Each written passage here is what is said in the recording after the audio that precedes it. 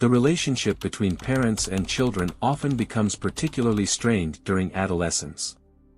It is precisely when parents sincerely strive to guide their children on the right path that their care can come at an unexpectedly high price. This story takes place in the small city of DeBary, Florida, near Doan. The main character is Gail Clevenger, a 46-year-old woman who was born on July 4, 1972, in a family where 6 children were raised. Her childhood could hardly be called happy.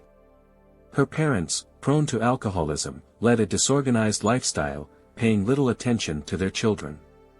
They couldn't hold steady jobs for longer than a few months, getting by with temporary work. However, Gail, along with her 4 sisters and brother, found solace in their strong familial bonds with each other. Despite difficult circumstances, Gail grew up to be a strong and cheerful person. Instead of breaking under the pressure of circumstances, she strengthened her character, becoming a fearless and self-sufficient woman. From an early age, Gail showed a talent for art, first becoming fascinated with playing the violin, then taking up drawing. While dreaming of a career in the creative field, she nevertheless realized the necessity of choosing a more practical path due to the lack of support from her parents. In 1990, after finishing high school, she enrolled at the University of Miami in the architecture department. Her exceptional abilities and persistent work were recognized with honors upon graduation. The young, talented graduate quickly found work in her field, overcoming traditional prejudices against women in architecture. However, her professional successes contrasted with dramatic events in her personal life. In the mid-1990s, her first marriage turned into a real nightmare due to her husband's violent behavior. With the support of friends, Gail managed to escape from the toxic relationship and obtain a court restraining order against her ex-husband. The only bright moment of this period was the birth of her son, Gregory Ramos, over whom she retained custody. Despite the traumatic experience, Gail didn't lose faith in the possibility of finding happy love.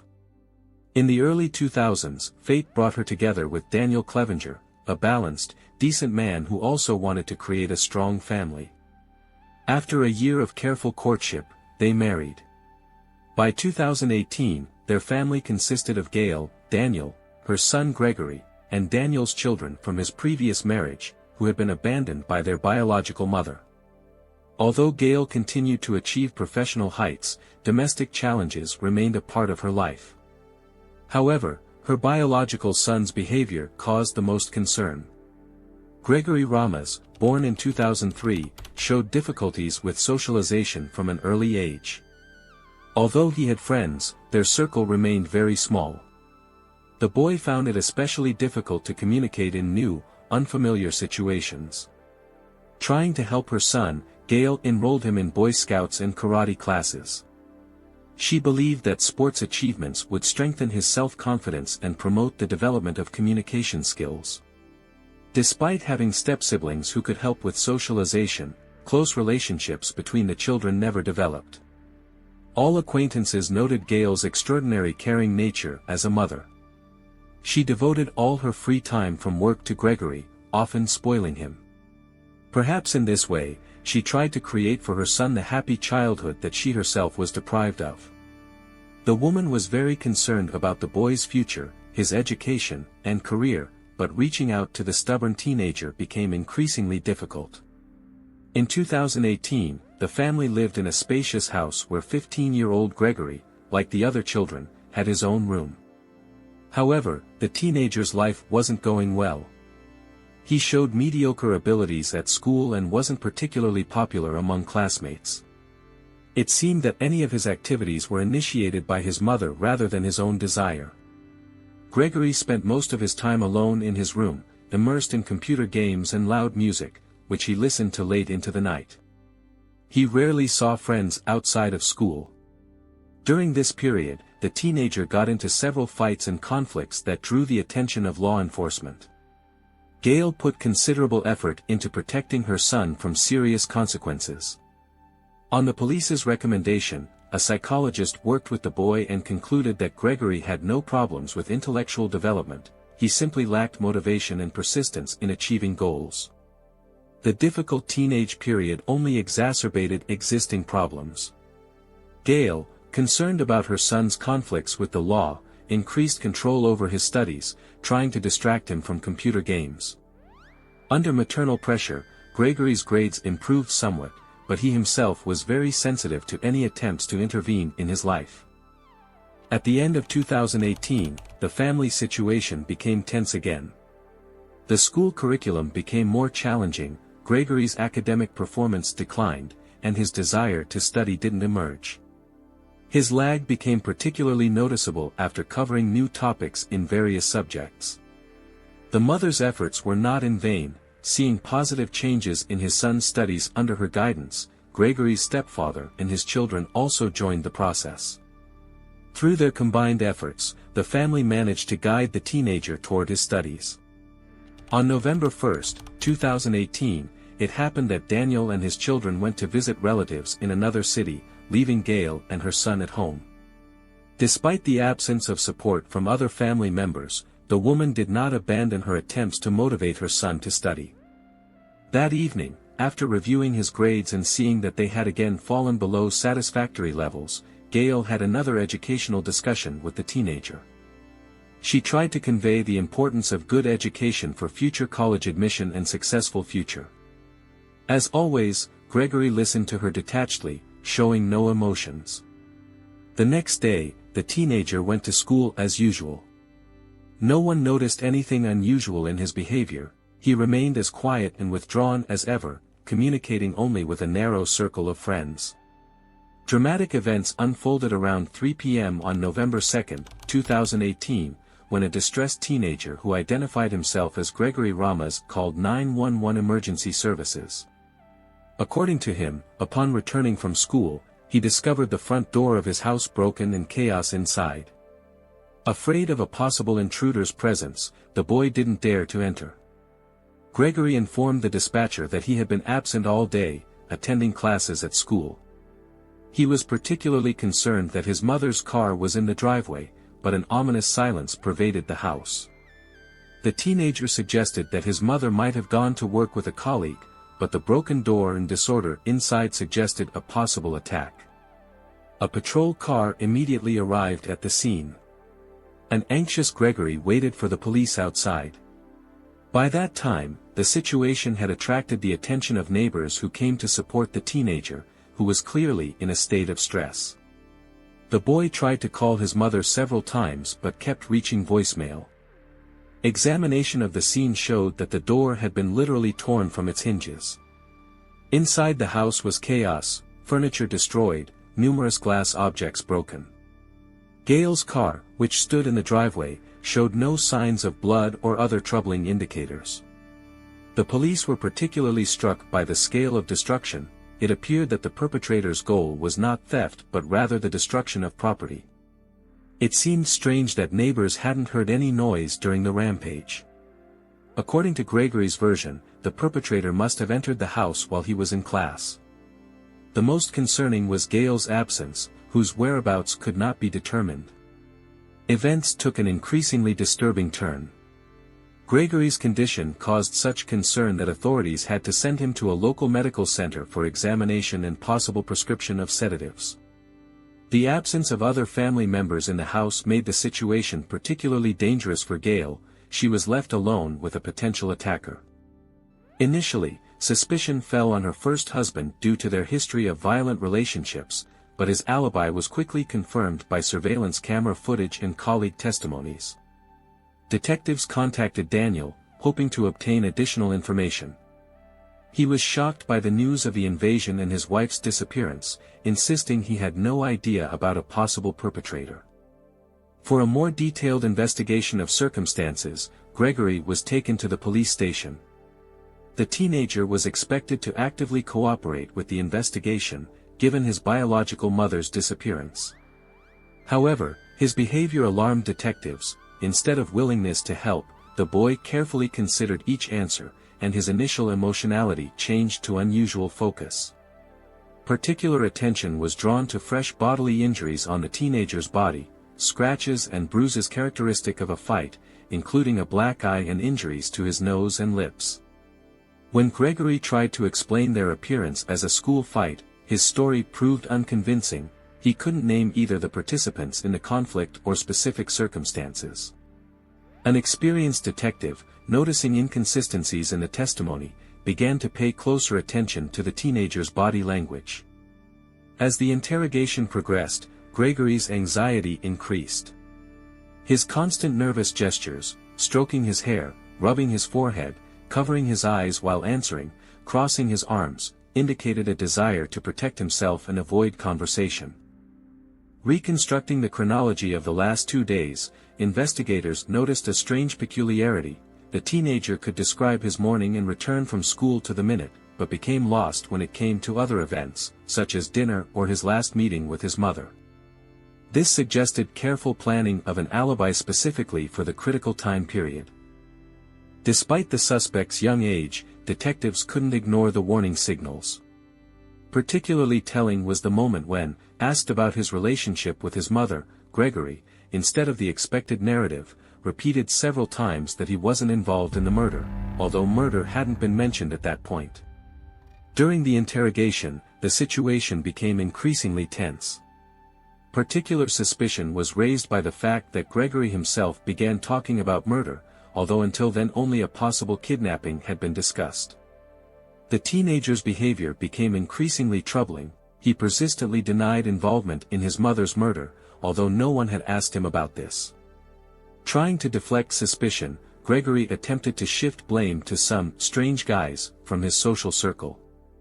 However, his story became increasingly contradictory. He began to get confused even about the time periods he had previously described to the minute. Pressed by evidence of inconsistencies in his testimony, the teenager finally confessed. According to him, the tragedy occurred the previous day when he returned from school. His mother had struck him because of an F in biology, which led to a fight. During the struggle, Gregory overpowered Gail and strangled her.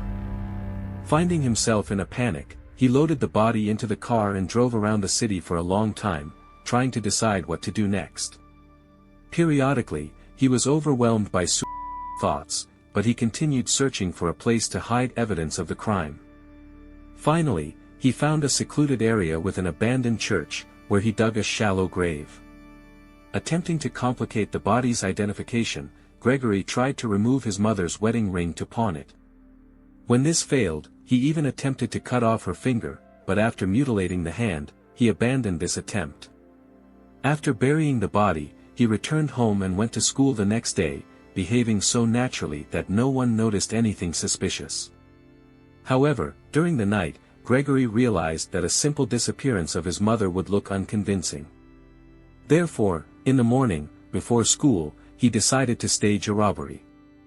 Realizing that doing this alone would be difficult and noisy, he planned to involve friends. According to police assessment, the staging was quite convincing, thanks to knowledge from the forensics club the teenager attended. However, he made several fatal mistakes. The most serious was his confession to his 17-year-old friend Brian, to whom he proudly described killing his own mother. The investigation revealed increasingly horrifying details. It turned out that Gregory had involved 2 school friends in staging the crime. The teenager hoped for their help, and although they initially took his story about the murder as a joke, they agreed to participate in vandalizing the house just for fun. During the interrogation, Gregory's friends were in the adjacent room, and their testimonies helped investigators establish the exact chronology of events. It became obvious that the crime wasn't spontaneous. Gregory acted methodically. In the morning, his friends picked him up for school, and on the way, he made his chilling confession, which they took as a bad joke. After classes, the group skipped their last lessons and headed to the Clevengers' house, which Gregory had already started vandalizing that morning.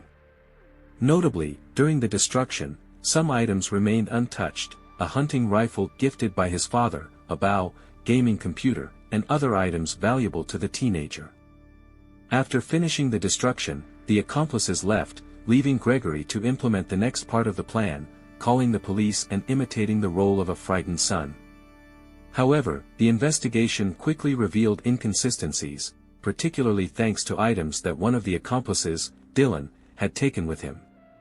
The most difficult case was with Brian, who stubbornly denied his participation in the vandalism, even when others had already confessed. Eventually, detectives managed to reconstruct the complete picture of events, which clearly indicated a carefully planned murder rather than self-defense, as Gregory had initially tried to present it. Interviewed family acquaintances confirmed the teenager's problematic nature, admitting they weren't particularly surprised by his actions. The behavior of all three detainees at the police station proved shocking. They continued joking and having fun, not realizing the seriousness of the situation, even while discussing possible punishment. All three teenagers were transferred to the Department of Juvenile Justice in custody. Gail's body was found in the location Gregory indicated. Due to careless concealment, part of the woman's leg was even visible above ground. The medical examiner confirmed that the cause of death was strangulation. In the fall of 2018, a tragic story unfolded when 15-year-old Gregory Ramos faced serious charges. He was indicted for first-degree murder of his own mother, desecration of a body, and attempts to conceal evidence of his involvement in the crime. The court hearing turned into an emotionally charged event.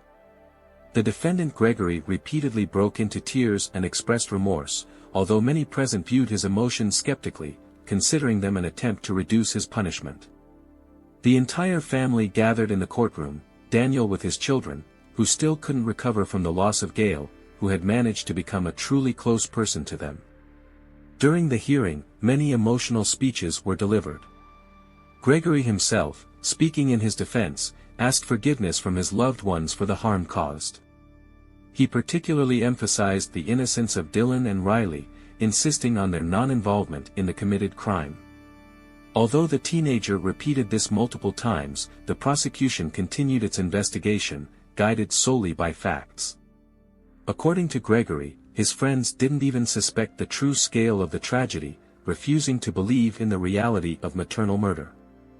Realizing their reaction, he tried to mask everything as a joke, inventing a story to explain the disorder in the house. Given the defendant's young age, there was a possibility of his acquittal or minimal punishment.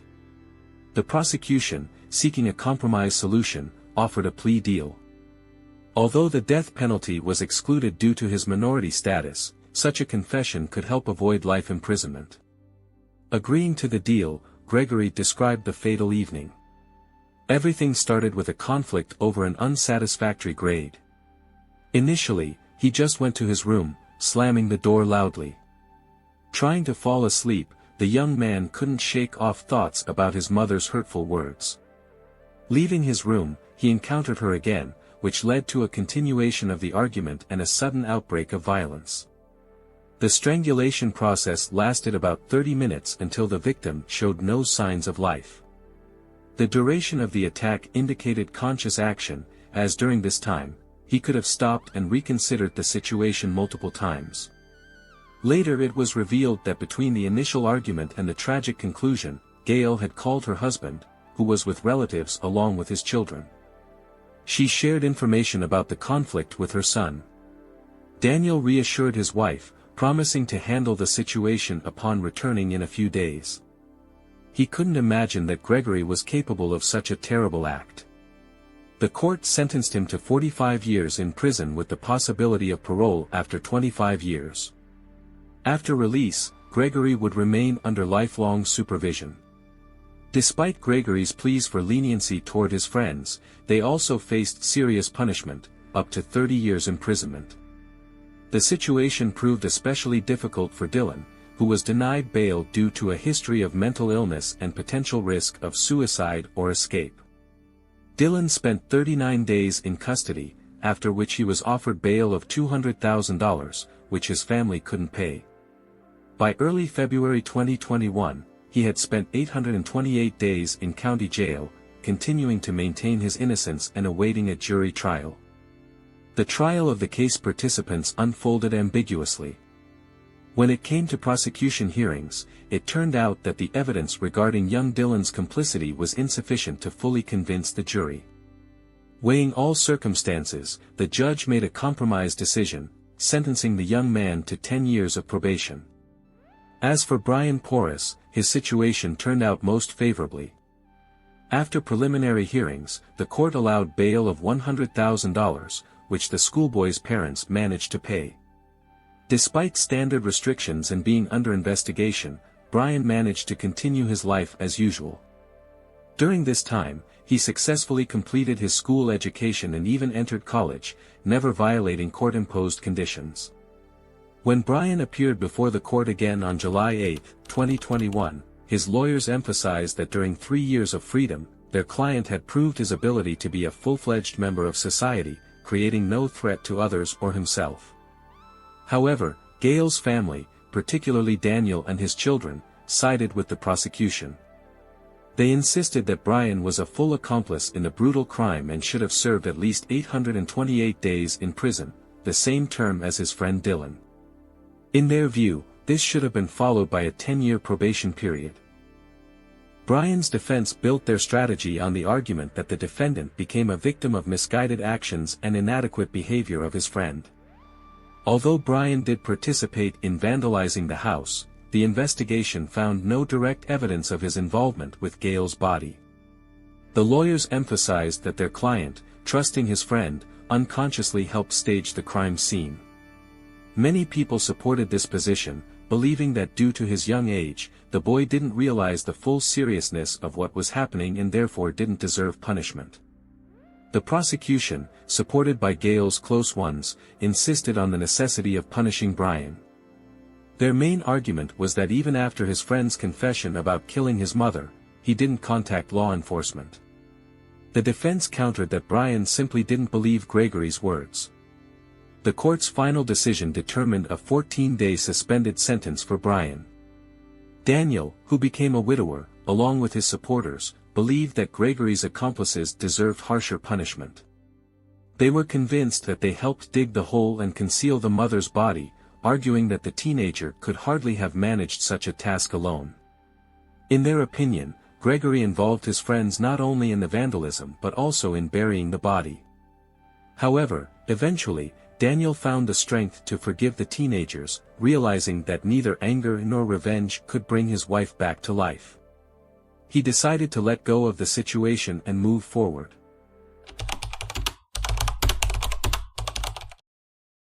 Not everyone is naturally gifted in parenting. In the world of parenthood, not everyone has a natural talent. Parenting is a special calling that is not given to everyone. There are stories that make one pause and reflect, why do some people have children if they are incapable of being true parents? This narrative is an example of a tragic reality that strikes with its painful truth and the complexity of human destinies. The main characters of this story are Elizabeth and Logan McWare, a young married couple from Tampa, Arizona. She was 23, and he was 25. On the surface, they seemed like a perfect couple, attractive, young, happy. However, behind this beautiful exterior lay a deep psychological trauma that would forever change their lives. The roots of Elizabeth's problems reached back to her childhood, a time marked by the harsh reality of a dysfunctional family. Her parents suffered from a severe addiction to prohibited substances. The girl grew up in terrible conditions, essentially in a home that resembled a den, where the parents were unable to provide even the most basic needs of a child. Tragedies pursued Elizabeth from early childhood. Her mother died by drowning due to an overdose, losing consciousness in the water under the influence of. Her father, in an equally unfit state, could not save his wife. A few years later, he also died from severe liver diseases caused by destructive addiction. Little Elizabeth, who had just learned her first words, was sent to an orphanage. A difficult period of constant moves between foster families began. By the age of 10, the girl had been returned to the orphanage 5 times. All these upheavals and years of loneliness painfully affected her psyche, causing serious behavioral problems. Acquaintances characterized Elizabeth as an emotionally immature personality. She was incredibly trusting and simultaneously overwhelmed with fear of being abandoned again. These deep psychological traumas caused uncontrollable jealousy towards her boyfriend Logan and an inability to control her own emotions. Internal tension constantly provoked conflicts in their relationship. The worst manifestation of her emotional instability was outbursts of physical aggression. Elizabeth could unexpectedly attack Logan, and her infantile character prevented her from recognizing the danger of her own actions. Despite this, Logan was in love and hoped that marriage would help calm the girl down. Unfortunately, marriage did not bring the expected changes. There were horrifying incidents, such as during a picnic when Elizabeth pushed Logan almost into the campfire, resulting in minor burns. Outside of such moments, they looked like a happy couple, which completely surprised those around them. An unexpected turn came with pregnancy. Initially, the young people did not plan to have a child, but Elizabeth decided to give birth. On May 3, 2009, a boy named Gabriel was born. Motherhood, however, did not bring the expected maturity to the young woman. The infant turned out to be extremely fussy. Constant crying irritated Elizabeth, provoking new outbursts of anger. Logan tried to maintain family balance, essentially remaining the only adult in these relationships. It seemed that the family was balancing on the edge of a complete emotional collapse. This story is a painful testament that parenthood is not simply a biological process. It is an extremely complex responsibility that requires inner maturity, emotional stability, and a deep understanding of parental duty. During those times, Logan made incredible efforts to provide for his young family. Work consumed almost all of his time, which meant the man could not always be close to his wife and son. Despite difficult circumstances, he tried to support his wife maximally and help in child-rearing, especially paying attention during the most challenging moments. The family atmosphere was far from ideal. Elizabeth, in addition to her previously characteristic emotional explosiveness, became even more unstable after childbirth. Constant infant crying and her own emotional exhaustion led to her ability to attack her husband over the slightest trifle. Motherhood, instead of adding confidence, instead exacerbated her internal fears and traumas. The most destructive aspect was that Elizabeth began to be jealous of her own husband towards their son. She believed that Logan was paying too much attention to the child, and this incredibly irritated her. The fear of loneliness and constant panic attacks transformed the young mother into a person who was losing control of herself.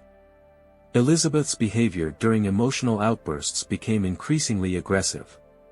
She developed a habit of destroying everything around her. She could break household appliances, dishes, furniture. On one occasion, the woman even grabbed a kitchen knife and began cutting the sofa and her son's bed, which ultimately terrified Logan. It was extremely difficult for the young father to endure such psychological tension. He constantly balanced between the desire to be close to the child, the need to work, and the awareness that he could no longer tolerate his wife's emotional violence. Logan understood that their relationship had reached a dead end and required radical changes. Eventually, the man decided to divorce. Together with his son, he moved away from Elizabeth, which finally destroyed the already fragile psychological balance of the woman. Instead of analyzing her own behavior, she immediately accused her husband of betrayal and contempt. The most destructive in Elizabeth's behavior were threats to give the child up for adoption. Logan categorically opposed such actions, insisting that he was capable of raising his son independently. For his ex-wife, these threats became an instrument of psychological pressure and manipulation. Consultations with a lawyer helped clarify that Elizabeth could not simply deprive Logan of parental rights. The law stipulated that in case of disagreement by the biological father, custody issues would be resolved exclusively through court proceedings. Despite the possibility of transferring full custody to the husband, the woman consciously refused, driven by a desire for revenge. The divorce occurred, and joint custody was initially assigned. However, due to Elizabeth's constant emotional instability, Logan decided to seek sole custody. Temporarily, the boy remained living with his father, and the mother could see her son by prior arrangement. At first, it seemed that separation from the child would benefit Elizabeth. She calmed down somewhat. However, no one knew exactly what was happening in her home and mind. Christmas of 2009 was approaching. Gabriel had just turned 7 months old. Logan planned to spend the holidays with his family, hoping for shared bright moments, photographs with Santa Claus, first Christmas gifts for his son. But fate was preparing an entirely different scenario. On December 18, 2009, Logan was supposed to pick up his son after lunch, around 4 p.m. Arriving at his ex-wife's address, the man discovered a strange scene: closed doors, Elizabeth's car absent. This was unusual, as they had always precisely agreed on child transfer. Looking through the bedroom window, Logan saw a horrifying picture: pulled out and empty furniture drawers. A terrible assumption arose that his wife had unexpectedly disappeared with their son.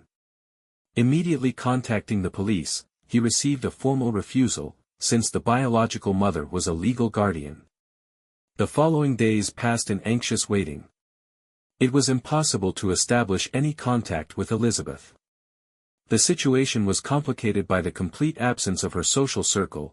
There were almost no relatives or friends who could help in the search. The sense of impending disaster became increasingly obvious, but no one could predict what would happen next. The story that unfolded was extraordinarily complex and dramatic for 24-year-old Elizabeth. Her situation was complicated by the fact that she was essentially left alone with her problems. Logan, her ex-husband and the father of their shared child, was the only person who showed genuine interest in searching for and clarifying the circumstances. Despite the turbulent nature of the couple's relationship and Elizabeth's emotional instability, law enforcement essentially ignored Logan's appeals. The man repeatedly tried to draw the police's attention to the potential danger his ex-wife might pose to their 7-month-old son. However, his warnings were mostly disregarded by official structures. A fateful day came on December 27 when Logan received an unexpected message from an unknown number, the content of which immediately made it clear that Elizabeth was the author. In a short but extremely emotional message, she claimed that her ex-husband would never find his beloved Gabriel. The woman announced an urgent departure from the country and hinted that she would send the child's coordinates, unless the garbage truck arrives first. The confession was shocking. Elizabeth claimed that she had suffocated the infant, with Logan's numerous infidelities being the cause in her mind. Hearing such words, the man could barely keep himself standing. He immediately began calling the provided number, and after several attempts, finally connected to the conversation. Logan tried to convince his wife that she was lying, that the child was fine. However, Elizabeth consistently maintained the opposite. She claimed that she had killed their son and thrown his body in a diaper bag into a garbage container. After this horrific conversation, Logan immediately contacted law enforcement. To his great surprise, police officers again did not show appropriate seriousness to his statement. Only the next day did law enforcement intervene in the situation, as Elizabeth was supposed to be present at the final custody hearing for Gabriel, but, as expected, did not appear. Active searches began. Quite quickly, investigators traced her location to San Antonio, Texas. It turned out that immediately after moving to the new state, Elizabeth began actively seeking work and even passed an audition, intending to become a dancer at a nightclub. Her potential colleagues detailed the strange visitor to the investigators. They remembered Elizabeth coming to the audition alone, without a child. The girls unanimously noted her difficult, sometimes aggressive character, which immediately manifested during communication. Detectives discovered that Elizabeth had tried to get hired at 2 different night establishments. However, the subsequent circumstances of her stay remained a mystery. The girl never showed up for work at either club. Investigators meticulously tried to determine the exact moment when the woman was last with her child before that fatal call to her husband. It's important to note that she never sent any coordinates or addresses, as previously promised. Through careful verification of transportation routes, law enforcement established that on December 27, Elizabeth purchased a ticket for an interstate bus. Significantly, Gabriel was not on this route, and the mother was traveling from San Antonio to Florida. On December 29, police finally found the suspect in Miami. She was immediately arrested, after which intense interrogations began to determine the whereabouts of her son and the circumstances of the messages sent to her ex-husband. During interrogation, Elizabeth abruptly changed her previous version of events. Now she claimed that everything before was just a way to emotionally hurt Logan. According to her, she was actually heading to San Antonio because she had supposedly found a married couple who wanted to adopt Gabriel. The woman detailed a supposed 3-day interaction with potential adopters, during which she claimed to have been checking their integrity and ability to provide the child with proper conditions. Allegedly, at the end of the 3rd day, they met in a park where she handed Gabriel over to the new parents and left, intending to start a new life. However, gaps in her story immediately became apparent. For example, she couldn't recall the most elementary details about this couple: names, contacts, address. After brief reflection, Elizabeth could only remember the woman's name, supposedly Cheryl. She didn't provide the husband's first or last name at all, excusing herself by saying she didn't want to disturb them. This version looked entirely implausible. If she had supposedly spent 3 days with the couple and supposedly verified their reliability, how could she not know basic information about these people? Moreover, the logic of her actions was completely incomprehensible. Why steal a child from a father who wanted to raise him, search for unknown strangers, and do this outside the bounds of the law? The blatant absurdity and internal contradictions of her testimony only intensified law enforcement's suspicions and forced them to continue searching for the truth about little Gabriel's fate. That day, Eli had no answers to the important questions. Law enforcement officers, taking San Antonio with them, set out for the local landfill. Anticipating the worst, the search team enlisted specially trained dogs, as there was a possibility that Logan's previous call might contain a kernel of truth. Despite thorough searches, the child's body was never found, although the version about a possible murder still remained relevant. Law enforcement focused all their attention on searching for the mysterious couple who, according to the investigation, might have illegally taken the boy. Logan clung to this version as his last hope, sincerely hoping to see his son alive again someday. The man explained that a similar incident had occurred about 6 months earlier. At that time, his wife had gone to the airport with the child, apparently intending to start a new life. Fortunately, she did not manage to fly and ended up in the police station, as the boy's father immediately reported an attempted kidnapping. The protagonist of that story told a touching account of her experiences. While at the airport, she cried a lot, and it was there that she met a woman named Thames MIT, who was around 40 years old. Noticing the crying mother with a baby, Thames showed genuine compassion. Elizabeth shared her doubts about her own ability to be a good mother, and unexpectedly heard a question about the possibility of adoption. Initially, the woman categorically denied any thoughts of giving up the child. This immediately raised doubts about the truthfulness of her words regarding her desire to participate in the adoption process. In any case, after that meeting, Thames and Elizabeth became friends. In many aspects of life, they turned out to be incredibly similar. Both had complicated pasts. Thames had also worked as a dancer in a strip club and had once been simultaneously married to 2 men. Her greatest fear was being alone, and these experiences consistently destroyed her personal life and relationships with partners. Thames's biography was striking in its drama. 5 marriages, 3 children from different men, and not a single child remained with her. She had been stripped of parental rights, which was another painful blow to her life's aspirations. Unexpectedly, after 2001, a new stage began in her life. Thames realized a sincere desire to raise a child. Understanding that it was impossible to get her own children back and that she did not plan to give birth again, the woman turned to dubious adoption methods. The investigation showed that Thames did not stop at large-scale manipulations to achieve her goal. She deliberately adopted 2 children and constantly sought out young mothers in difficult life circumstances. Using social networks, she would persuade women to give up their children. Sometimes she would even approach strangers who were pregnant on the street, asking if they were planning to give up their child. After a long conversation with Thames, Elizabeth finally decided to give her child up for adoption. Her friend's candidacy seemed the most acceptable to her. At the same time, she did not want to act outside the law and decided to resort to trickery. Her ingenious plan involved forging Laken's signature on guardianship transfer documents. For this, she received $1,000 from Thames. When the biological father learned about the transaction, he immediately raised the alarm. Gabriel was removed from Thames's home and returned to his father. Thames herself claimed that she was unaware of the document forgery. Laken decided to completely deprive his ex-wife of parental rights, but the legal procedure dragged on for almost 6 months. This delay ultimately led to the mysterious disappearance of the boy. After her detention, Elizabeth launched a full-scale media campaign in her own defense. During the pre-trial period, she actively communicated with journalists, giving interviews and making loud statements.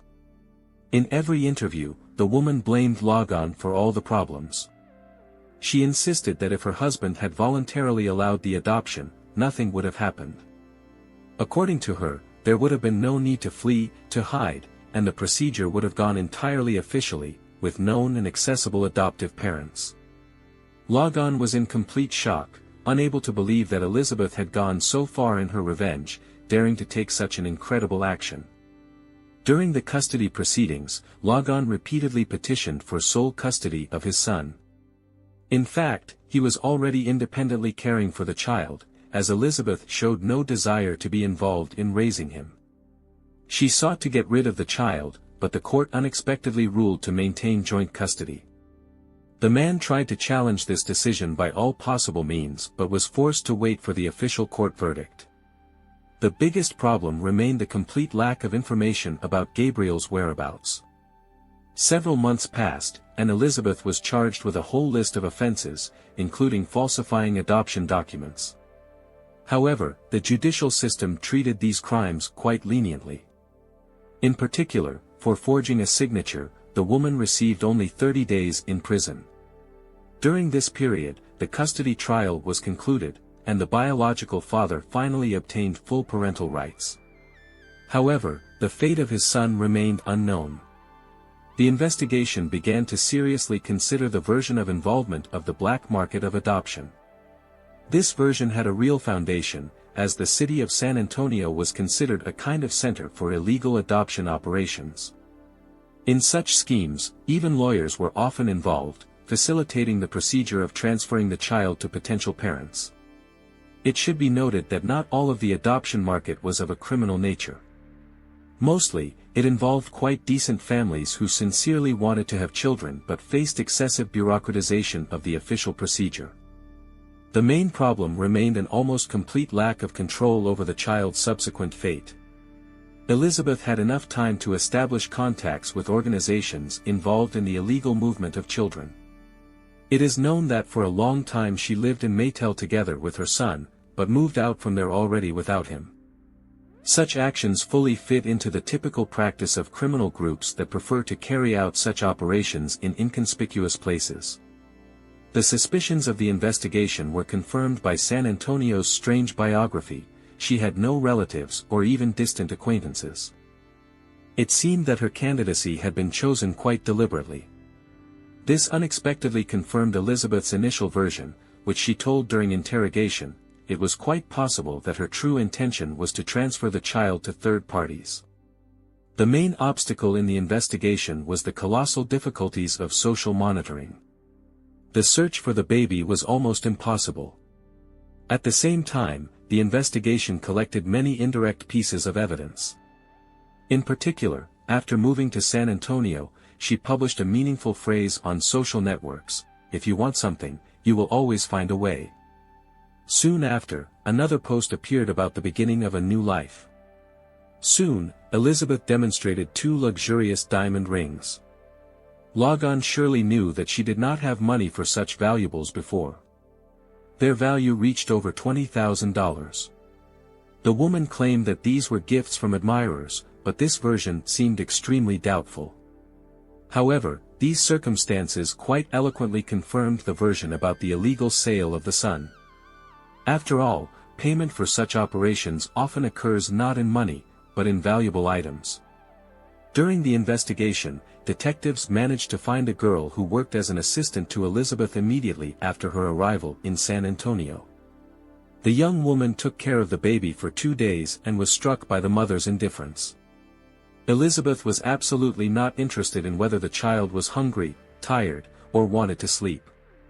The only thing she asked the assistant was to periodically give the child some medicine to keep him quiet and calm. Elizabeth wanted the child to be as quiet as possible, and the nature of the medicines she proposed to give remained a mystery. Presumably, these were some sedatives. At that moment, Elizabeth was in custody, and initial charges of kidnapping had been brought against her. The story of Elizabeth Johnson is a complex criminal puzzle that for decades did not give peace to law enforcement and the missing child's father. After the loud incident of her 7-month-old son's disappearance, the woman found herself at the epicenter of a judicial investigation that shocked the entire community. Initially, charges of child abduction were brought against Elizabeth, but these charges were quickly dropped.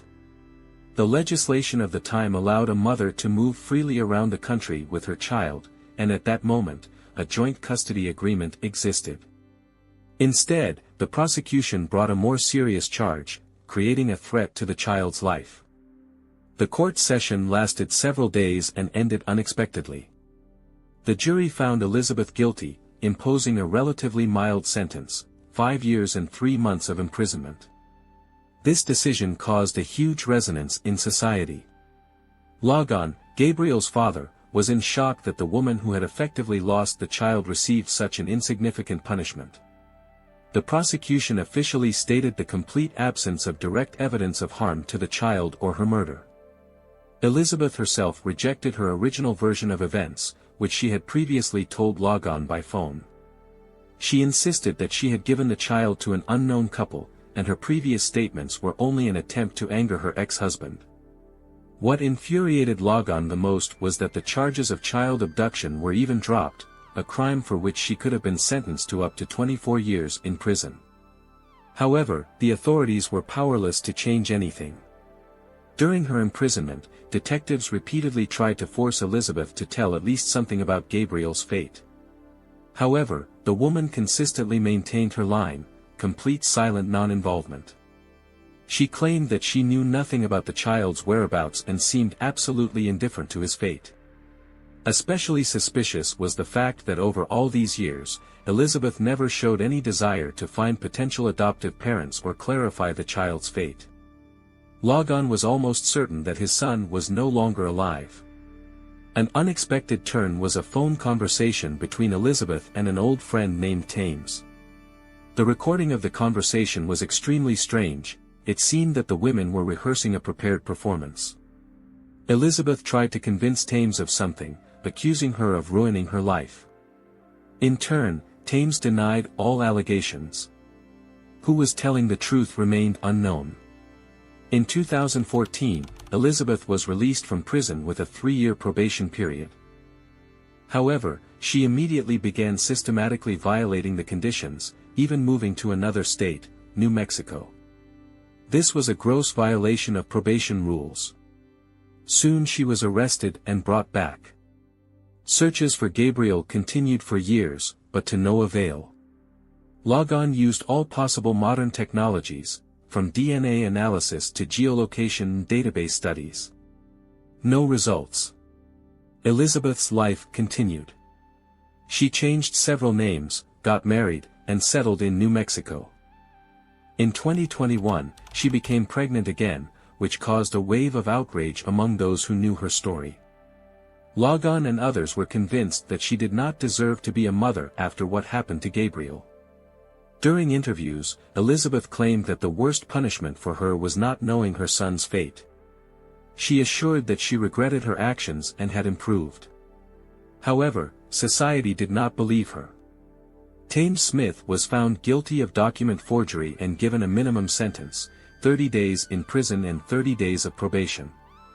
Laken, despite creating his own family, still does not give up hope of finding his son. The fate of 7-month-old Gabriel remains an unresolved mystery, known perhaps only to his mother.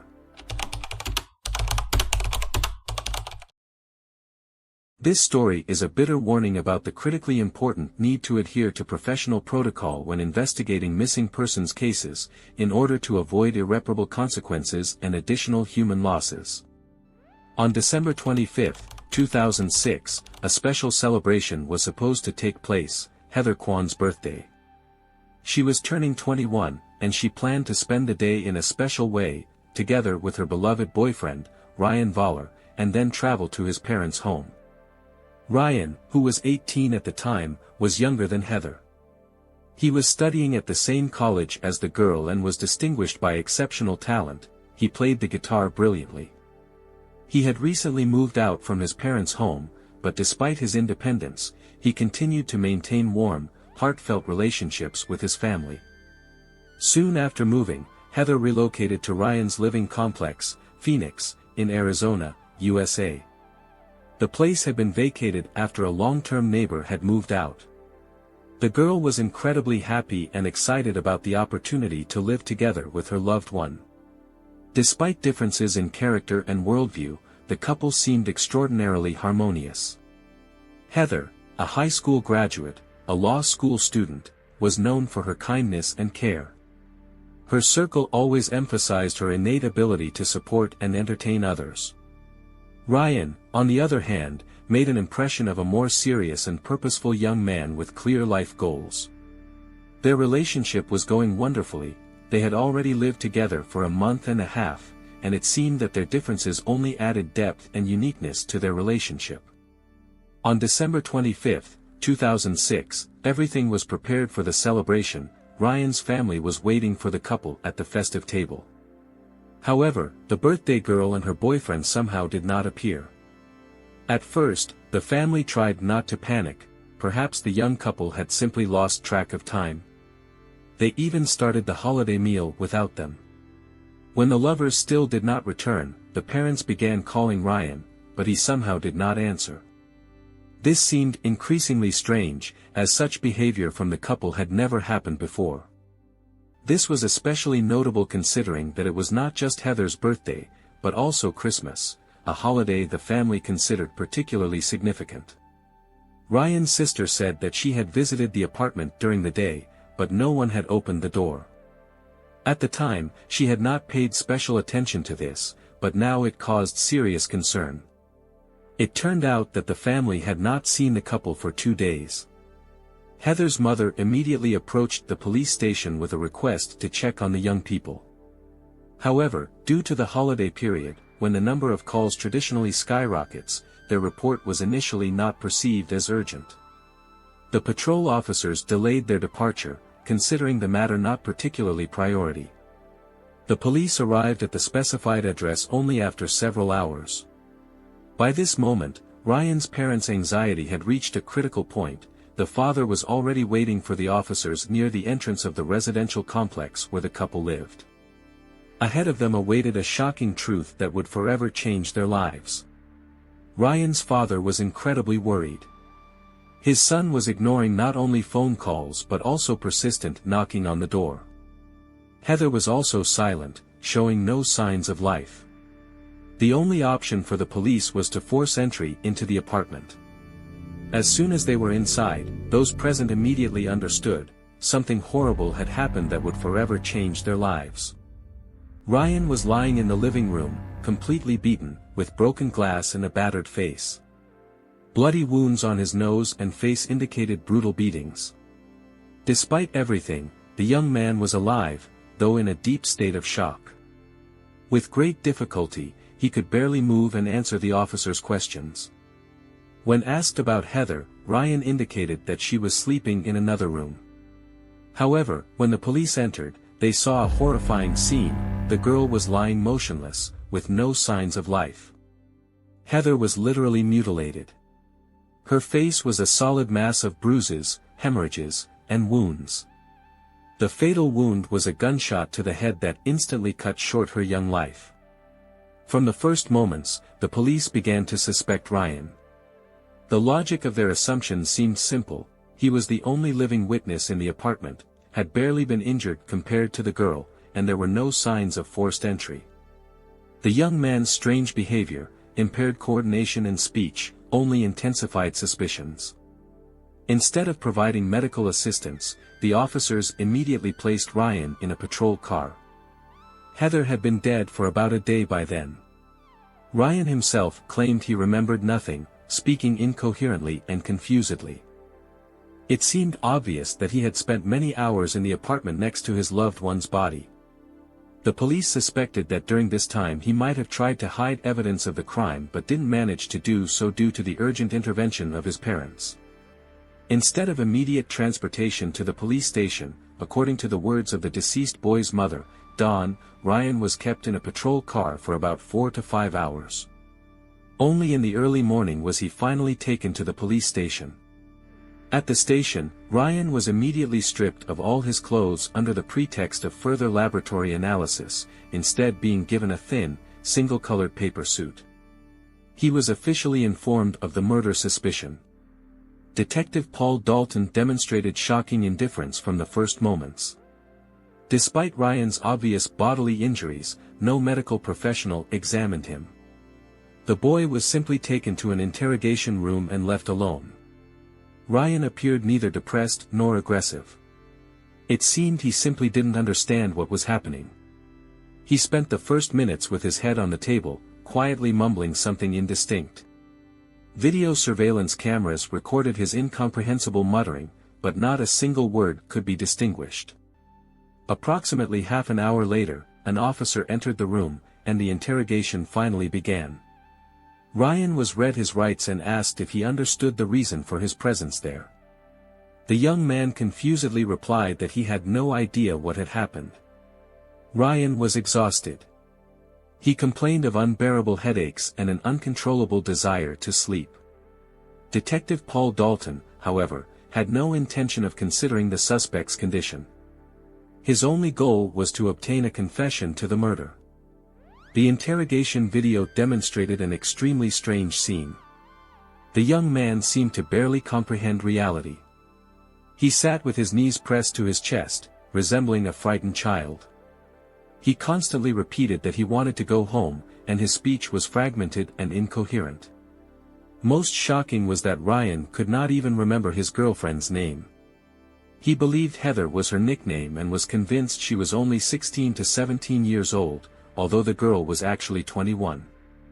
When the detective asked about the bruise under his eye, Ryan pondered the answer for a long time and finally suggested that perhaps he had quarreled with a girl who had struck him. His memory worked in an extremely bizarre manner. At times he claimed he was attacked by Christina, then by Alicia. He couldn't recall Heather's last name at all.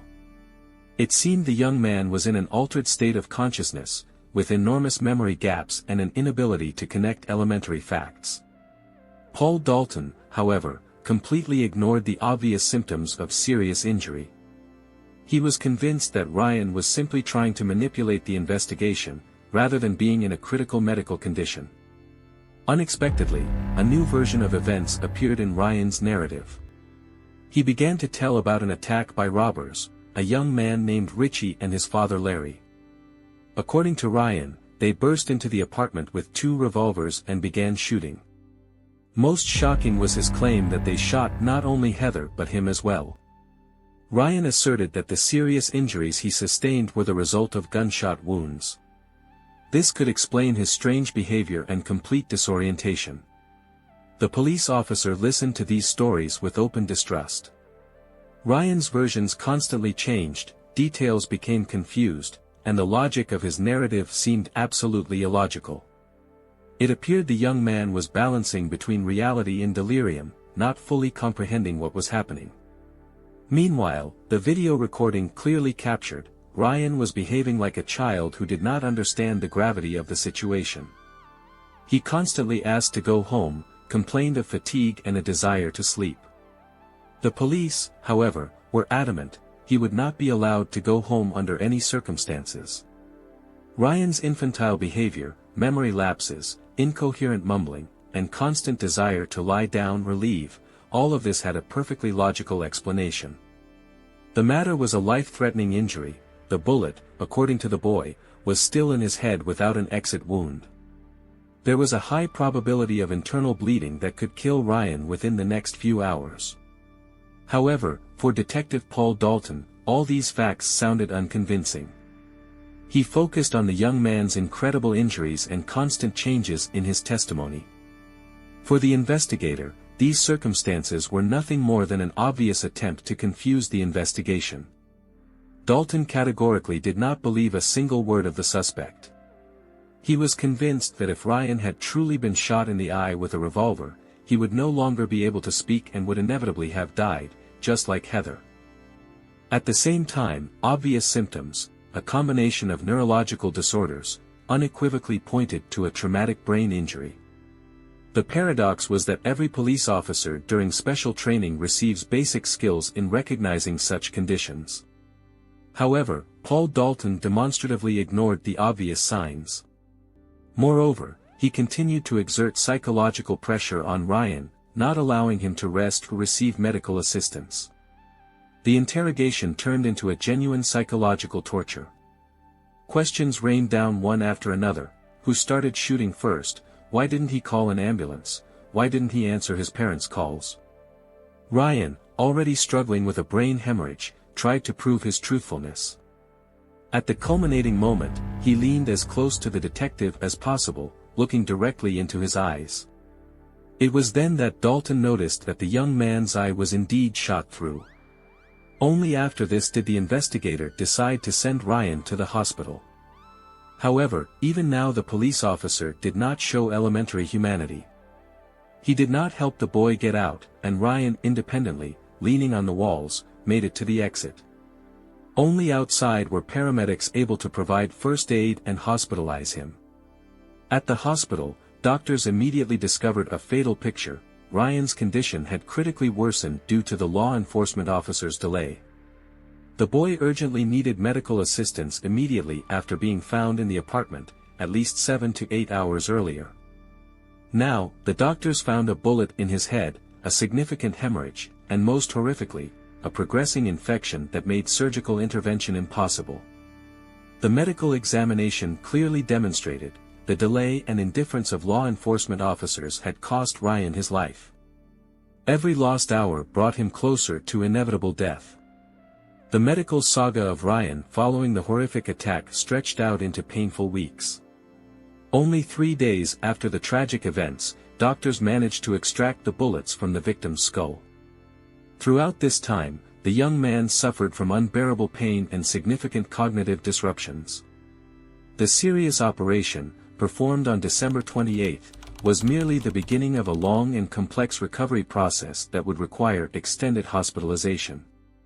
Medical examinations revealed an extremely discouraging picture. Bullet wounds and inappropriate actions by law enforcement led to serious, almost irreversible brain tissue damage. A portion of the brain was so infected that it completely lost functionality. Doctors were forced to acknowledge yet another tragic loss. Ryan's left eye could not be saved. However, the most concerning issue was the seizures diagnosed by neurosurgeons, which, according to their prognosis, would become Ryan's lifelong companions. Medical specialists unanimously stated, had the police immediately transported the victim to the hospital, the consequences could have been far less devastating. Moreover, there was a real possibility of completely avoiding the complex problems that the young man would now have to live with. During the examination, another telling detail was discovered, a skull fracture, which, according to Ryan himself, was inflicted by law enforcement officers. His behavior seemed strange, infantile, which irritated the detectives. It was not impossible that this blow, whether intentional or accidental, only intensified the negative consequences of the initial injury. The medical personnel directly involved in the operation and monitoring Ryan's recovery repeatedly emphasized, the actions of law enforcement caused significant, essentially irreparable damage that could have been easily avoided with professional and swift actions. Meanwhile, the investigation progressed. The police finally made maximum efforts to establish the truth about the incident. The investigator managed to uncover some circumstances preceding the tragedy. It turned out that on December 23, 2006, Heather and Ryan's day began quite ordinarily, ordering pizza, a calm home atmosphere. However, according to neighbor testimonies, after the food delivery, a former neighbor named Richie appeared, which led to a brief verbal altercation. After a short exchange, the young people parted ways. It is worth emphasizing, Heather and Ryan were ordinary, decent young people, far from any criminal environments. They had no psychological deviations or harmful dependencies, leading a completely peaceful life. In contrast, Richie had a reputation as a person known to law enforcement for minor offenses. The police proposed a version that Richie might be involved in the attack. This version was based on fragmented testimonies from Ryan, who during interrogations mentioned this name. Perhaps the crime was connected to some form of revenge, although due to the partial memory loss of the victim, the complete picture could not yet be established. Ryan, no longer as a suspect but as a witness and victim, attempted to help the investigation reconstruct the sequence of events. The unique location of the house, at the end of a dead-end street, complicated the collection of additional testimonies. Law enforcement suggested that the crime occurred between December 23 and 24. Ryan, due to partial amnesia, could not provide comprehensive information. The suspected Richie categorically denied any involvement. At the crime scene, no convincing evidence against Richie was found. The only source of information remained Ryan's fragmented memories. The motive for the attack remained unclear. The young couple did not possess any valuables that might tempt a criminal. The process of reconstructing the events required significant time and patience. Neurosurgeons, considering Ryan's complex condition, believed that even after being discharged from the hospital a month later, he would continue rehabilitation. The medical professionals hoped that over time, the young man would be able to recall additional details that could help the investigation. Indeed, as his condition improved, Ryan was able to reconstruct the horrific events of that day. According to his recollections, December 24 began quite ordinarily. On the eve of Christmas, an elevated pre-holiday anticipation prevailed. The young couple planned to visit the young man's family to celebrate the girl's birthday and Christmas. Ryan described in detail that morning, he and Heather were in the kitchen. A sudden knock at the door surprised them, as they were not expecting anyone. When the young man approached and opened the door, he saw his former neighbor Richie and Richie's father Larry, who were holding weapons at the ready. Instinctively, Ryan tried to close the door but didn't manage to do so. A shot rang out, the bullet hit his left eye. The young man fell and lost consciousness. The two attackers went to the adjacent room where Heather was. The girl was sitting on the sofa, not even having time to comprehend the danger. She was also killed instantly. After the murder, Richie and Larry robbed the apartment, taking some valuables and the computer. Ryan recalled the complicated relationship with his former neighbor. Richie's jealousy was obvious to the naked eye. Constant conflicts, especially regarding Heather, led to Ryan suggesting that the neighbor move out. Moreover, he even planned to break up with the girl. This proposal extremely angered Richie. They parted ways hostilely, which could have been a potential motive for revenge. The police could not definitively confirm the reason for the attack, but Ryan's version seemed plausible. The official investigation version classified the event as a robbery. Items and a computer did indeed disappear from the apartment. The most shocking fact was that Richie's accomplice was his own father, Larry. Perhaps they were planning a simple theft. However, the revenge version was not excluded. Several witnesses stated that Richie had repeatedly come to his former residence, argued with Ryan, and even threatened him. The protagonist of the story had previously not taken these threats seriously. Unexpectedly for everyone, father and son decided to resort to an armed attack. Each had a revolver, and they were entirely prepared for violent actions. Unfortunately, Ryan could not recall whether Heather had attempted to resist the attackers. It remained unclear whether this was a spontaneous robbery that turned into murder, or if the criminals had immediately intended to kill the couple. The second version seemed more likely, given the instantaneous shots and the victim's defenselessness. The forensic medical examination confirmed that Heather died instantly from the first shot. Most likely, she was killed as an unwanted witness. Ryan was luckier, the bullet did not penetrate deeply into the brain, so he only lost consciousness. It seemed the criminals were confident in the lethality of Ryan's wound and didn't even bother to check. They quickly grabbed the nearest valuables and left the crime scene. The entire incident lasted mere minutes. When Ryan finally regained consciousness several hours later, his damaged brain perceived reality distortedly. In a state of shock and confusion, he even thought that Heather was simply sleeping on the sofa and did not want to disturb her. After the horrific attack, Ryan found himself in an extremely difficult situation. For most of the time, he was unconscious, not fully comprehending what was happening around him. The traumatic time intervals further deepened his physical and psychological suffering. For hours, the man lay unconscious in his own apartment next to the murdered girl. The situation was complicated when the police arrived. He was kept in a patrol vehicle for over 5 hours. The interrogation lasted extraordinarily long, and only after several hours did a police officer finally notice that the suspect was seriously injured and required immediate medical assistance. In fact, during critical 7 hours, Ryan received no emergency help, though the clock was ticking by the minute. Detective Poldalton's behavior raised numerous questions. Why did she not notice the gunshot wound of the suspect, despite him telling her about it? Moreover, why did she consistently ignore his obviously abnormal behavior? Anyone who spoke with Ryan immediately understood that something was wrong with him.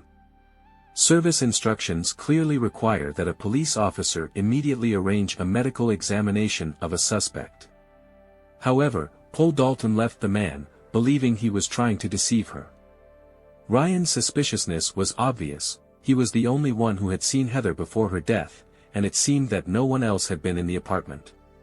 Considering statistics where similar incidents are often connected to close ones, her suspicion was entirely logical. Important information was only collected after Ryan's discharge. This meant that the true murderers, Richie and his father Larry, continued to move freely for at least a month. Meanwhile, detectives practically did not communicate with the victim during his treatment. Strangely, the criminals did not commit new attacks, although they were quite well known in criminal circles. Previously, they were not associated with such violent crimes, let alone murders. Apparently, they did not even suspect that Ryan had miraculously survived. The police deliberately did not disclose information about the surviving victim, as there were serious concerns that the criminals might return to eliminate the only witness.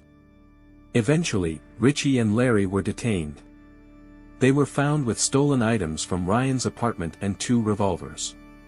Ballistic expertise unequivocally proved Richie had shot Ryan, while Larry had shot Heather. Richie was charged with murder, burglary, assault, and illegal weapon use. The sentence was severe, life imprisonment without the possibility of early release. Richie's father also stood trial. Initially, his wife claimed his confession to murder, but later became frightened and refused to testify. Fortunately, Larry's mother was not scared and provided incriminating testimony.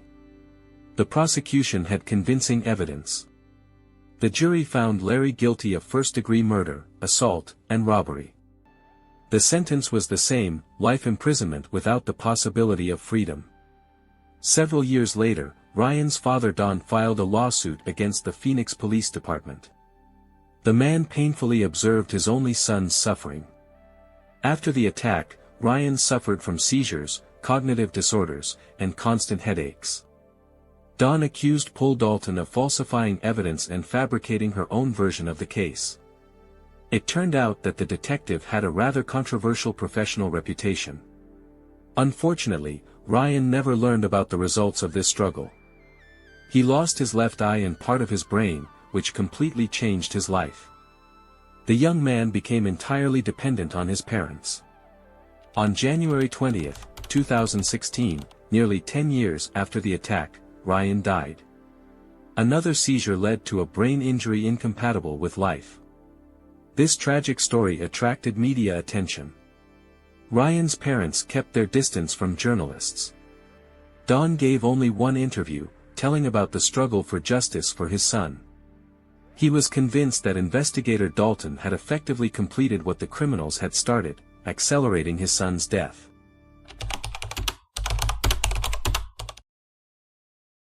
The city of Cape Coral emerged on the western coast of Florida in 1957. Over 6 decades, through the persistence of local residents and newcomers, this formerly empty coastline of meadowsweet fields and livestock farms transformed into a powerful settlement with a population of nearly 200,000 people. The city's uniqueness lies in its extensive canal system, which earned Cape Coral the nickname of a city with unparalleled waterfront areas. In this urban settlement lived 35-year-old Christine Melton and 43-year-old Diana Ruiz. Although they were not acquainted with each other, fate would bring them together under tragic circumstances through a cold-blooded killer in the autumn of 2019. The details of this extraordinary event not only shook American media but also caused significant resonance in social networks, particularly TikTok, extending well into 2024. Christine Melton was born and raised in Will County, Illinois. During her high school years, she became friends with Okipa Ni Sellers, who would become her closest friend for many years. Together, the girls prepared for academic exams, completed homework, spent sleepless nights exchanging their most intimate dreams and future plans. Christine had a special passion for cats and traveling. The friends frequently changed their place of residence, wandering through different states in search of work in local cafes. After a prolonged stay in Colorado, they decided to move to Florida, where they again found work as waitresses in one of the local restaurants. Wherever fate would take them, their friendship only grew stronger. In Cape Coral, Christine rented an apartment in a duplex, a small house divided into 2 separate living spaces for 2 families. The money she earned was spent not only on her own needs but also on regularly helping her elderly mother, who lived nearby. According to Sellers, they were as close as 2 peas in a pod. On the evening of October 6, 2019, Christine Melton and Steffa Nesslers, as usual, decided to spend time together. They chose to attend a musical show at a bar in Fort Myers, located 20 minutes drive from Cape Coral. According to Stephanie's account, as they were climbing the stairs to the 2nd floor of the establishment, a man named Wade Wilson unexpectedly appeared before them. He immediately started a casual conversation and introduced himself to the friends, using, as it turned out later, a fictitious name. Steffa noted during the court hearing that at the time, he made an impression of being friendly and charming. The atmosphere was cheerful, everyone was slightly intoxicated. Nothing suspicious was happening, Sellers testified. She emphasized that neither she nor Melton noticed any suspicious signals that evening. And Wade Wilson at that moment had not yet demonstrated his terrifying character traits.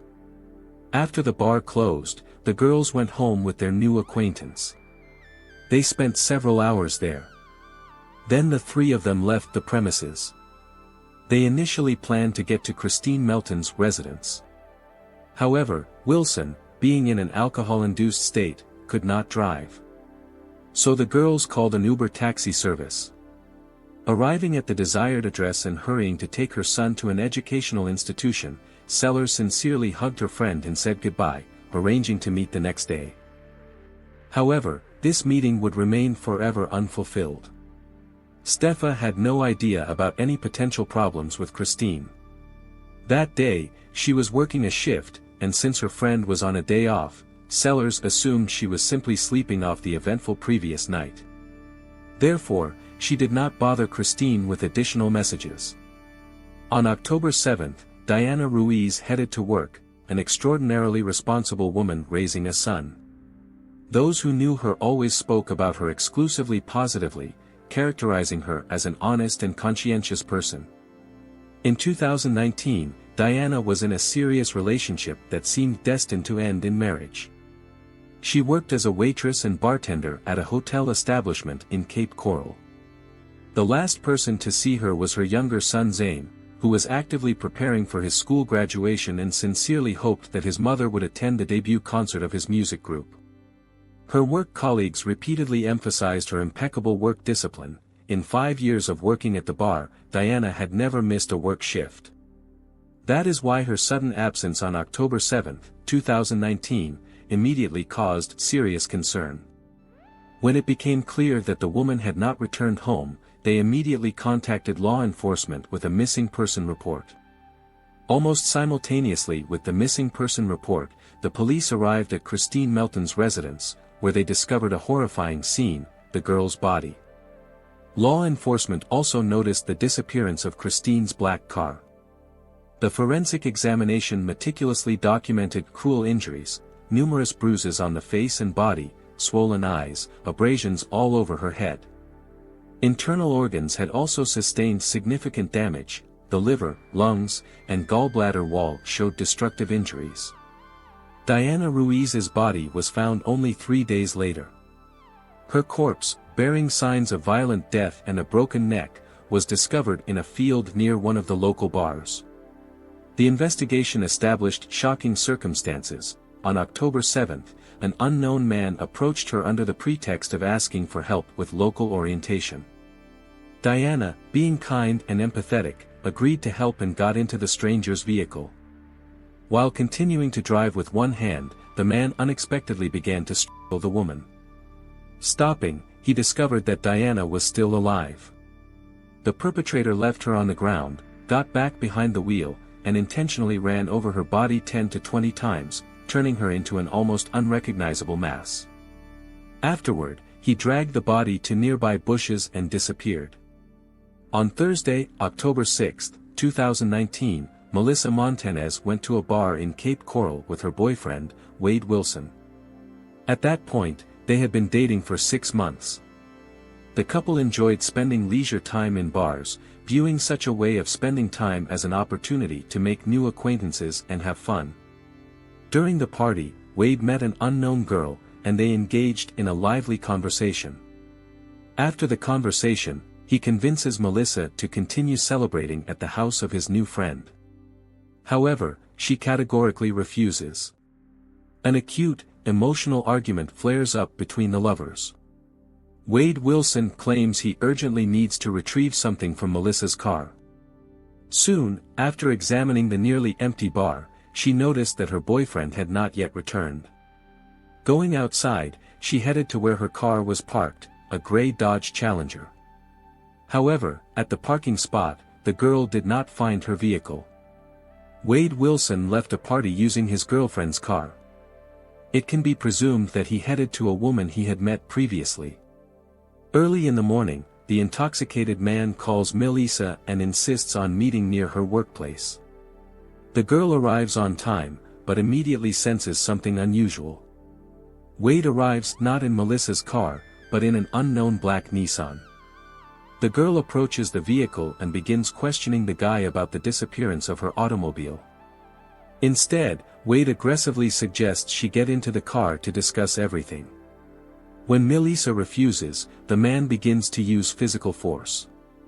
The man attempts to forcibly drag the girl into the car, pulling at her dress, which nearly tears. A crowd of passers-by forms around the pair. Despite this, none of them called law enforcement. Melissa manages to break free and hide in the nearest cafe. Within a short period, police officers arrive. The girl provides a detailed account of the incident to the law enforcement officers, also reporting calls from an unknown number. Later, it would be revealed that this phone number belonged to Christine Melton. Police officers from the Keys unit approached the vehicle where Wade Wilson was located. This moment was captured on a service body camera that automatically activates in such situations. The law enforcement officer notices a young man with a bare torso, who is clearly intoxicated. The officer reports the call and begins questioning the suspect, who responds evasively and vaguely. The police officer asks the man to remain at the scene until backup arrives, but Wade ignores this requirement and leaves the scene. Wade Wilson, born on May 20, 1994, in Fort Myers, attracted the attention of Internet users due to the coincidence of his name and surname with a comic book character. However, these similarities were purely coincidental. Wade's biological father was only 15 years old at the time of conception, and his mother was 14. The underage parents were not prepared to take responsibility for raising a child. The biological mother of the boy had serious mental health issues and struggled with drug addiction. Wade's biological parents were members of the Wilson family's church community, which had 2 daughters. Shortly after the boy's birth, they decided to put him up for adoption. According to the adoptive family's testimony, Wade felt balanced during childhood. In his educational institution, he had no problems with communication or social adaptation. He was not bullied, received good grades, and was actively involved in sports. During his teenage years, the boy sustained several traumatic head injuries during sports training. Some of the sustained injuries caused a concussion, which could have potentially led to negative changes in Wade's mental state. Overall, up to a certain period, he had been quite calm and compliant. At 13 years old, after being placed in a foster family, the boy changed dramatically. Gloomy thoughts began to haunt him. He increasingly isolated himself in his room, almost completely ceasing communication with his family. By his own account, it was at this age that Wade first tried forbidden substances, subsequently becoming dependent. The foster father unexpectedly discovered prohibited substances on the teenager and immediately notified law enforcement. However, Wade was released the very next day in accordance with the Baker Act. This legislative act provides for the release of an individual in the presence of mental health issues. Instead of traditional punishment, the suspect is assigned mandatory medical examination in a specialized crisis center or hospital. There were instances when Wade Wilson was temporarily suspended from education due to trading forbidden substances directly within school premises. Such situations seem almost incredible, yet they do exist within the American system. A local journal conducted extensive interviews with more than 3 of Wilson's former classmates after the known events, in order to ascertain additional details of his biography. One woman who studied alongside him shared specific circumstances of their school life. According to her, they belonged to the same group and often sat next to each other during lunch breaks. We would strangely pass something to each other without eating, she recalled, adding that she had once dated Wilson's close friend, who also had a dubious reputation. Wilson constantly wore a black hoodie, which was also characteristic of her former boyfriend. They always looked creepy together, the woman noted, reminiscing about their school years. She claims that Wilson was the first person with whom she tried tobacco products at 14 years old. We would smoke in the forest before classes, and after the first time, it became a daily habit. Sometimes we were alone, sometimes my boyfriend would join us. However, every time I was alone with Wade, he never demonstrated any threatening intentions, she recounted. According to her observations, he would sometimes spend time with her and her boyfriend. However, he predominantly was either with his girlfriend or flirting with others. The woman stated that Wilson despised any authority and was expelled from school for smoking in the bathroom and the related toilet paper fire. Another woman shared memories of a brief relationship with Wilson in 2012. She claimed that he showed no respect and constantly cheated. In one incident, she discovered money missing from her purse, considering Wilson to be the culprit. The woman claimed that the incident occurred long before the beginning of her relationship with Wilson. She reported the event to a teacher, after which the principal entered the classroom, intending to clarify the circumstances. The school administration did not allow students to leave the premises after the end of the lesson, and none of those present confessed to the act. The administration clearly announced, the person who removed the money and bag must immediately confess so that the rest of the students can continue their school day. Otherwise, the class will be forced to remain in the classroom throughout the day. However, no student dared to tell the truth. This incredibly outraged me, as he had been mocking me for a long time and then began to stalk and harass me, the woman said emotionally.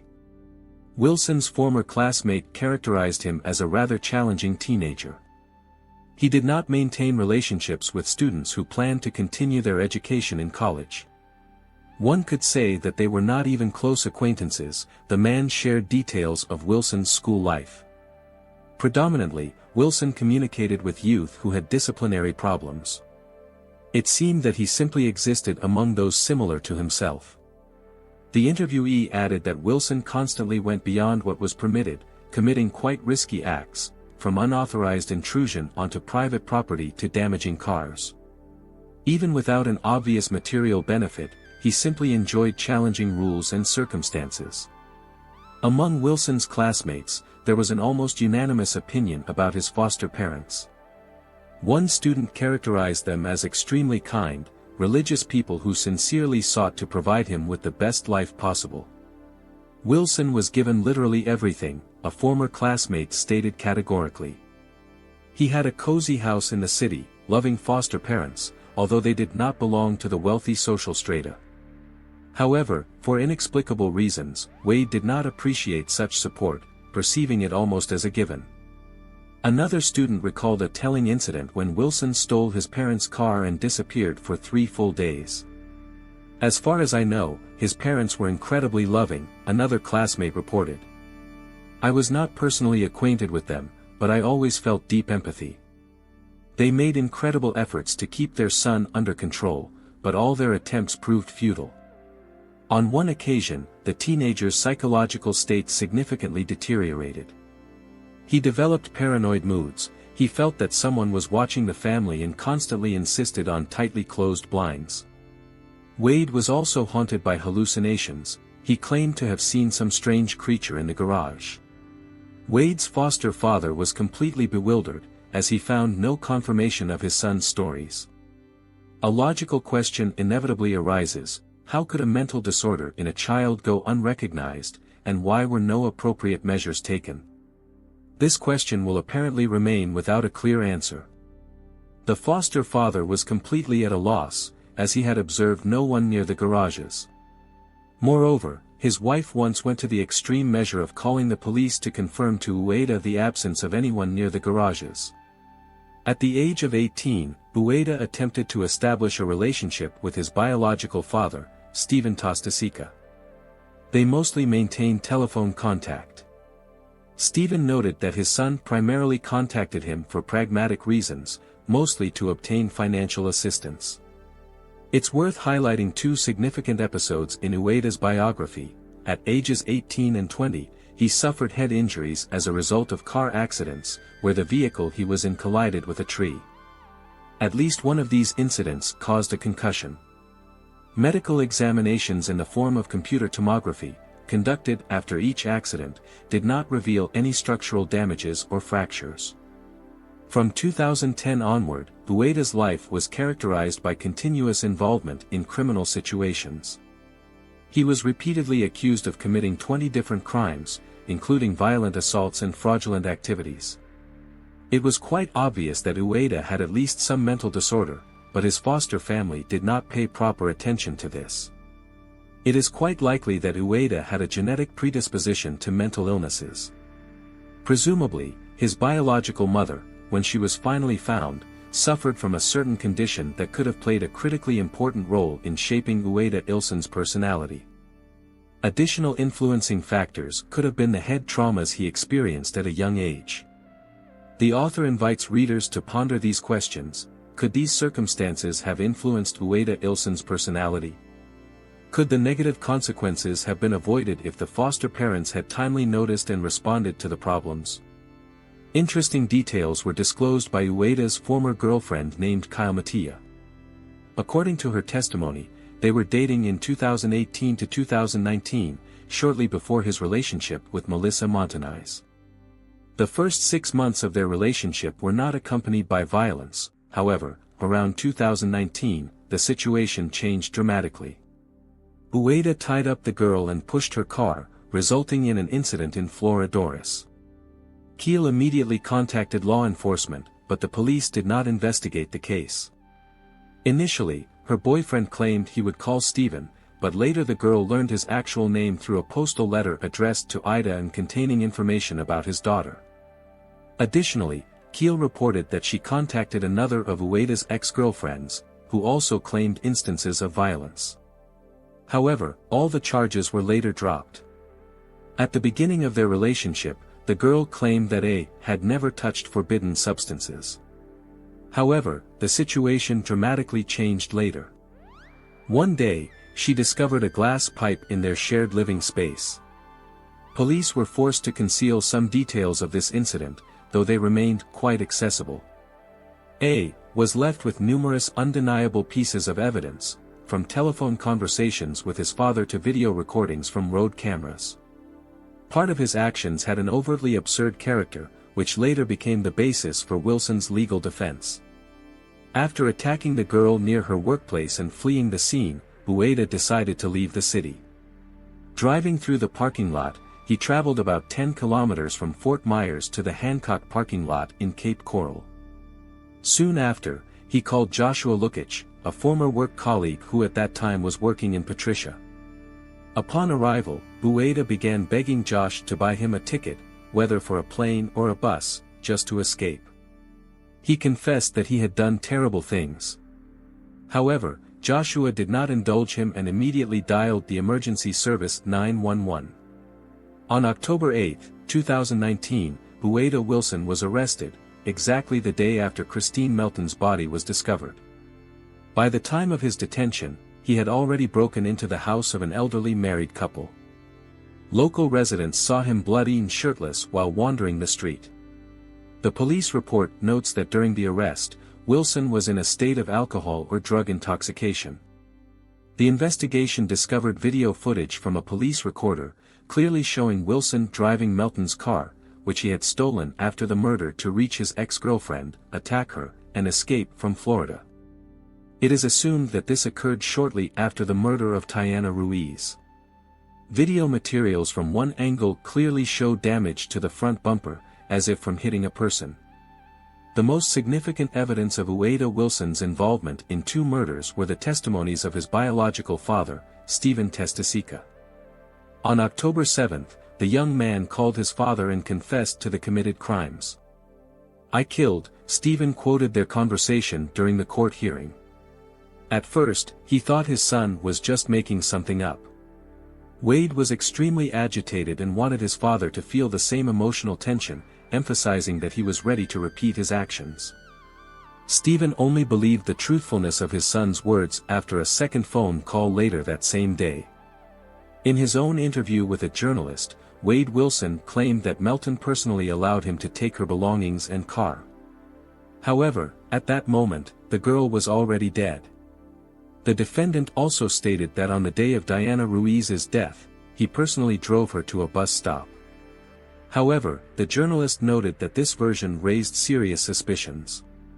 The combination of evidence, video recordings, witness testimonies, statements from Wilson's former girlfriends about previous instances of violence, and the conversation with his father, were sufficient to initiate criminal proceedings. The investigation dragged on for several years. Soon after the arrest, the COVID-19 pandemic and Black Lives Matter protests began, causing court hearings to be constantly postponed. Wilson confessed to the murders during his initial police interrogation, to his father, and to his ex-girlfriends, but later retracted his statements. While in prison, he dramatically changed his appearance, getting several facial tattoos, including a controversial symbol that inevitably drew the attention of the jury. While expensive suits at every court hearing might have raised doubts about his guilt, the tattoo near his eye with a controversial symbol unambiguously indicated the potential danger of the defendant. It should be noted that tattoos are a characteristic feature of Florida inmates. According to statistics, they are present in 3 out of 4 local prisoners. During the trial, new telling details emerged. Expertise proved that Wade Wilson attacked Christine Melton while she was asleep. His actions immediately awakened the woman, who began actively resisting. The fierce resistance was evidenced by broken nails, numerous bruises all over her body, and a brain contusion. An unexpected moment was when Wilson asked the woman for directions to a school. After this, Christine got into his car, but the court never clarified the reason for her action. Perhaps he threatened her, or Ruiz, being too kind, decided to help a stranger, which became a fatal mistake. During the legal defense, Wilson acknowledged that he saw fear on the victim's face. The judge, addressing the jury, emphasized, "He killed 2 innocent victims. One, during her intentions to have a good time, the other, simply on her way to work. In court, they also explained the details of Wade's phone conversation with Sudds, which was recorded on a dictaphone, with the young man's mother present nearby. It was after yet another phone call that his mother contacted law enforcement at the address provided by her son. Meanwhile, Wilson's attorneys were making last-minute efforts to secure the most lenient sentence possible for their client. Specifically, they emphasized to the judge the forensic expert's testimony about the impossibility of definitively determining the victim's state of consciousness during the attack. However, the court decisively rejected these arguments, insisting that the marks on the victims' bodies clearly demonstrated that the women not only were aware of the danger but also actively attempted to resist the attacker. During the court proceedings, an emotional letter from Wilson's sister, Wendy, was read aloud. "The boy I knew is still somewhere inside. But a monster, blinded by addiction, has taken over him. I cannot love him less because madness has stolen him from us. Shackle this monster." Among the participants in the court process was a psychiatrist who conducted a series of in-depth interviews with Wilson and his closest circle, attempting to understand the origins of the crime. According to the expert's professional observations, Wilson did not demonstrate tendencies toward aggressive behavior in childhood. Radical changes in his character began approximately at the age of 13. According to family accounts, he became more irritable, withdrawn, and paranoid. The psychiatrist shared a telling example recounted by the defendant's mother. At ages 15 to 16, Wilson began seeing phantom people on the street, which led him to repeatedly cover windows to prevent these imaginary figures from watching or harming him. Such striking behavioral changes, in the specialist's opinion, likely indicate the presence of a serious mental disorder. This encompassed potential diagnoses of schizophrenia or an undiagnosed bipolar personality disorder. The lack of proper treatment, neglect of medical observation, and refusal to take necessary medications could have triggered a disease exacerbation, developing paranoia, hallucinations, and uncontrolled aggressive outbursts in adulthood. However, establishing a definitive diagnosis would require significantly more time and comprehensive examinations. Ultimately, the court heard Wendy Wilson's emotional plea to be rid of the monster. Considering the incredible brutality of the crime and the conviction that Wade Wilson derived sadistic pleasure from his actions, the jury chose the most severe form of punishment, the death penalty. Currently, their decision is being considered as a recommendation, with the final sentence to be handed down by the judge at the final hearing. There is a possibility that Wilson might be sentenced to life imprisonment instead of execution. If the psychiatrist's opinion is taken into account, in the event of a life sentence, the defendant would need to undergo multiple medical examinations and a prolonged course of psychotherapy. Traditionally, the execution of death sentences in the state of Florida takes place in one of the state facilities in Rayford, located 45 miles from Jacksonville. A private individual can serve as an executor of a death sentence. Such a service is compensated with a monetary reward of $150, with the identity of the executor remaining confidential. The effectiveness of the death penalty remains a controversial topic, despite its long-standing application. Human rights advocates argue that this form of punishment has minimal impact on the criminal situation. Crime statistics demonstrate an almost imperceptible reduction in offenses. Moreover, human rights advocates emphasize the lack of humanity in any methods of taking life. They underscore that even the most sophisticated judicial system is not immune to human error. In July 2024, Wade Wilson was found guilty on 2 counts of charges. The jury unanimously supported the imposition of the death penalty. The final court decision was to be rendered on July 23, 2024, either life imprisonment without the possibility of parole or execution. However, assumptions about Wilson's cessation of criminal activity after imprisonment proved false. Additional charges were brought against him for 2 incidents committed while in custody, concerning Christian Melton and Diana Ruiz. On September 13, 2020, Wade Wilson and his cellmate named Joseph attempted to escape through the roof of the facility. Correctional officers conducted a thorough inspection of the cell, discovering several suspicious details. The window's metal frame was displaced, the protective glass had multiple cracks, and a metal stool previously fixed to the concrete floor had been dismantled. The investigation established that Wilson was the organizer of the planned escape, which led to an additional charge. On April 20, 2023, Wilson and 5 other individuals were arrested for offenses related to prohibited substances. Law enforcement analyzed the phone conversations of inmates and discovered Wilson's contacts with an unknown person named Voni Vajans, particularly through social media. Subsequently, the police conducted a covert investigation, during which they observed Vajans and 3 other suspects outside the prison. By summer 2024, video materials from a court hearing emerged featuring a tattooed man in an impeccable business suit, Wilson. Among underage girls, there is a rapid fascination with this attractive criminal. A significant number of edited video materials about Wilson appear on social networks, accompanied by romanticized comments. I managed to find additional information about Wade and in glasses, who is likely a member of his defense team.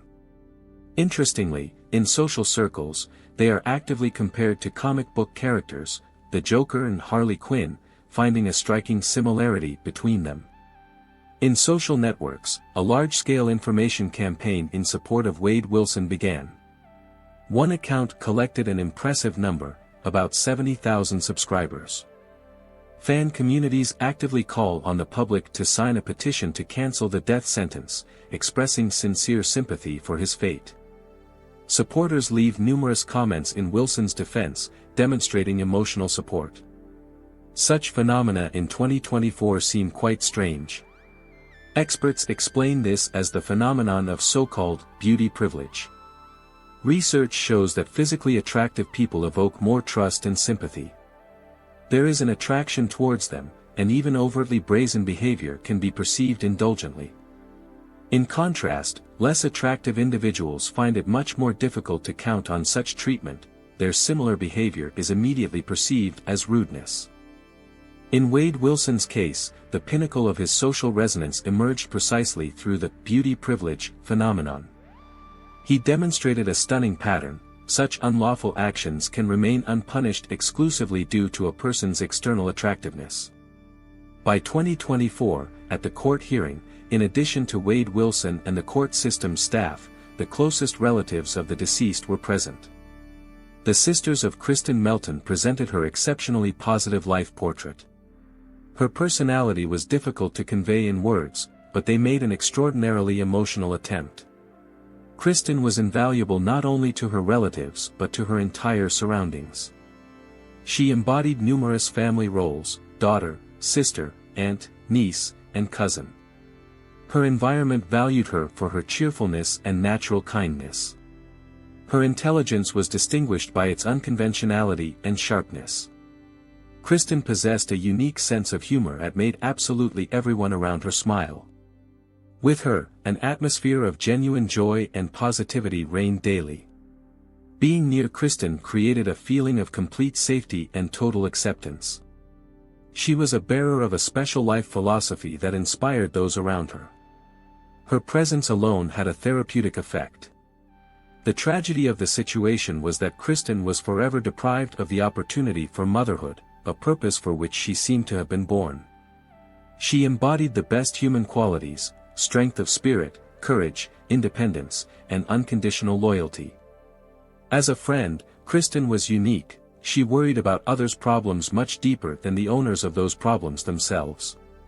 Her support was unconditional. She always stood by a close person's side, even when their wrongdoing was obvious. Love for travel and world exploration was her defining characteristic. Until October 7, 2019, she loved her surroundings absolutely, sincerely, and fully. Kristen's mother could not be present at the court hearing. After such a loss, she was forever changed. Diana Ruiz's younger son presented an extremely emotional account of the devastating impact of events caused by Wade Wilson on his life. I was forced to radically change my place of residence to pursue education. Moving far from Florida, I essentially grew up without a stable environment. I was raised by my mother, and one terrible day, she was gone. Despite everything, I tried not to give up. My mother had great hopes for me and was confident in my potential for success. And I absolutely do not intend to disappoint her, even post-mortem. This becomes my daily motivator to move forward. None of my future achievements will my mother see. She will not witness my most important life events, marriage, graduating from an educational institution, obtaining my first professional position. During my college studies, I first ended up in the emergency medical department due to a car accident. And the only person I wanted to call was my mother. At the moment of her disappearance, I completely relied on my own intuition. My inner voice insisted that she would return, and I trusted no one except her. I was informed about her disappearance while moving from our stop. I learned about her death last. On my 17th birthday, I was on the verge of an existential crisis, unable to come to terms with the reality of life without a mother. 5 years without her, and not a single day without thoughts about her. My mother was the embodiment of boundless love. Her only aspiration was to provide me with the best life possible. She did not deserve the tragic fate that befell her. Her sole desire was to live an ordinary, peaceful life. During the prosecutor's closing statement, notable attention was drawn to the brutality of Wade Wilson's actions. At the moment of the charges being announced, a malicious, almost sarcastic smile flickered across the defendant's face. The defense argued that Wade Wilson was under the influence of unknown prohibited substances. Their rhetoric created an impression that something hidden and impure lurked in his actions. At the same time, they attempted to portray him as an ordinary guy about whom his surroundings spoke exclusively positively. This is not an excuse for his actions, they emphasized. We merely seek for you to understand the psychological state of the defendant during the events of October 7th. This man is not the true Wade Wilson. He does not deserve the most severe sentence, execution. A fundamental question arises: why did this happen? What caused such cruelty towards two defenseless, wonderful women? Is it due to mental disorders and harmful habits, or is a true psychopath standing before the court? Yes, he is seriously ill. He likely has multiple psychological deviations, experts stated. The awareness of the existence of such individuals in society evokes deep horror. Perhaps behind all the aggression and violence lies a fundamental need for love. Children, especially at an early age, crave parental attention and affection. Wade Wilson's father, being an elderly person, could have provided him support. One might feel sympathy for little Wade Wilson, up to the point when he crossed the boundary of humanity. Children often do not understand their own emotional states, especially when experiencing mental disorders. And if biological or adoptive parents reject a child, they are left alone with their destructive thoughts, feeling superfluous and unwanted. This is an extremely controversial story, psychologists summarized. However, the women deserve the most compassion, absolutely innocent victims of a horrible tragedy.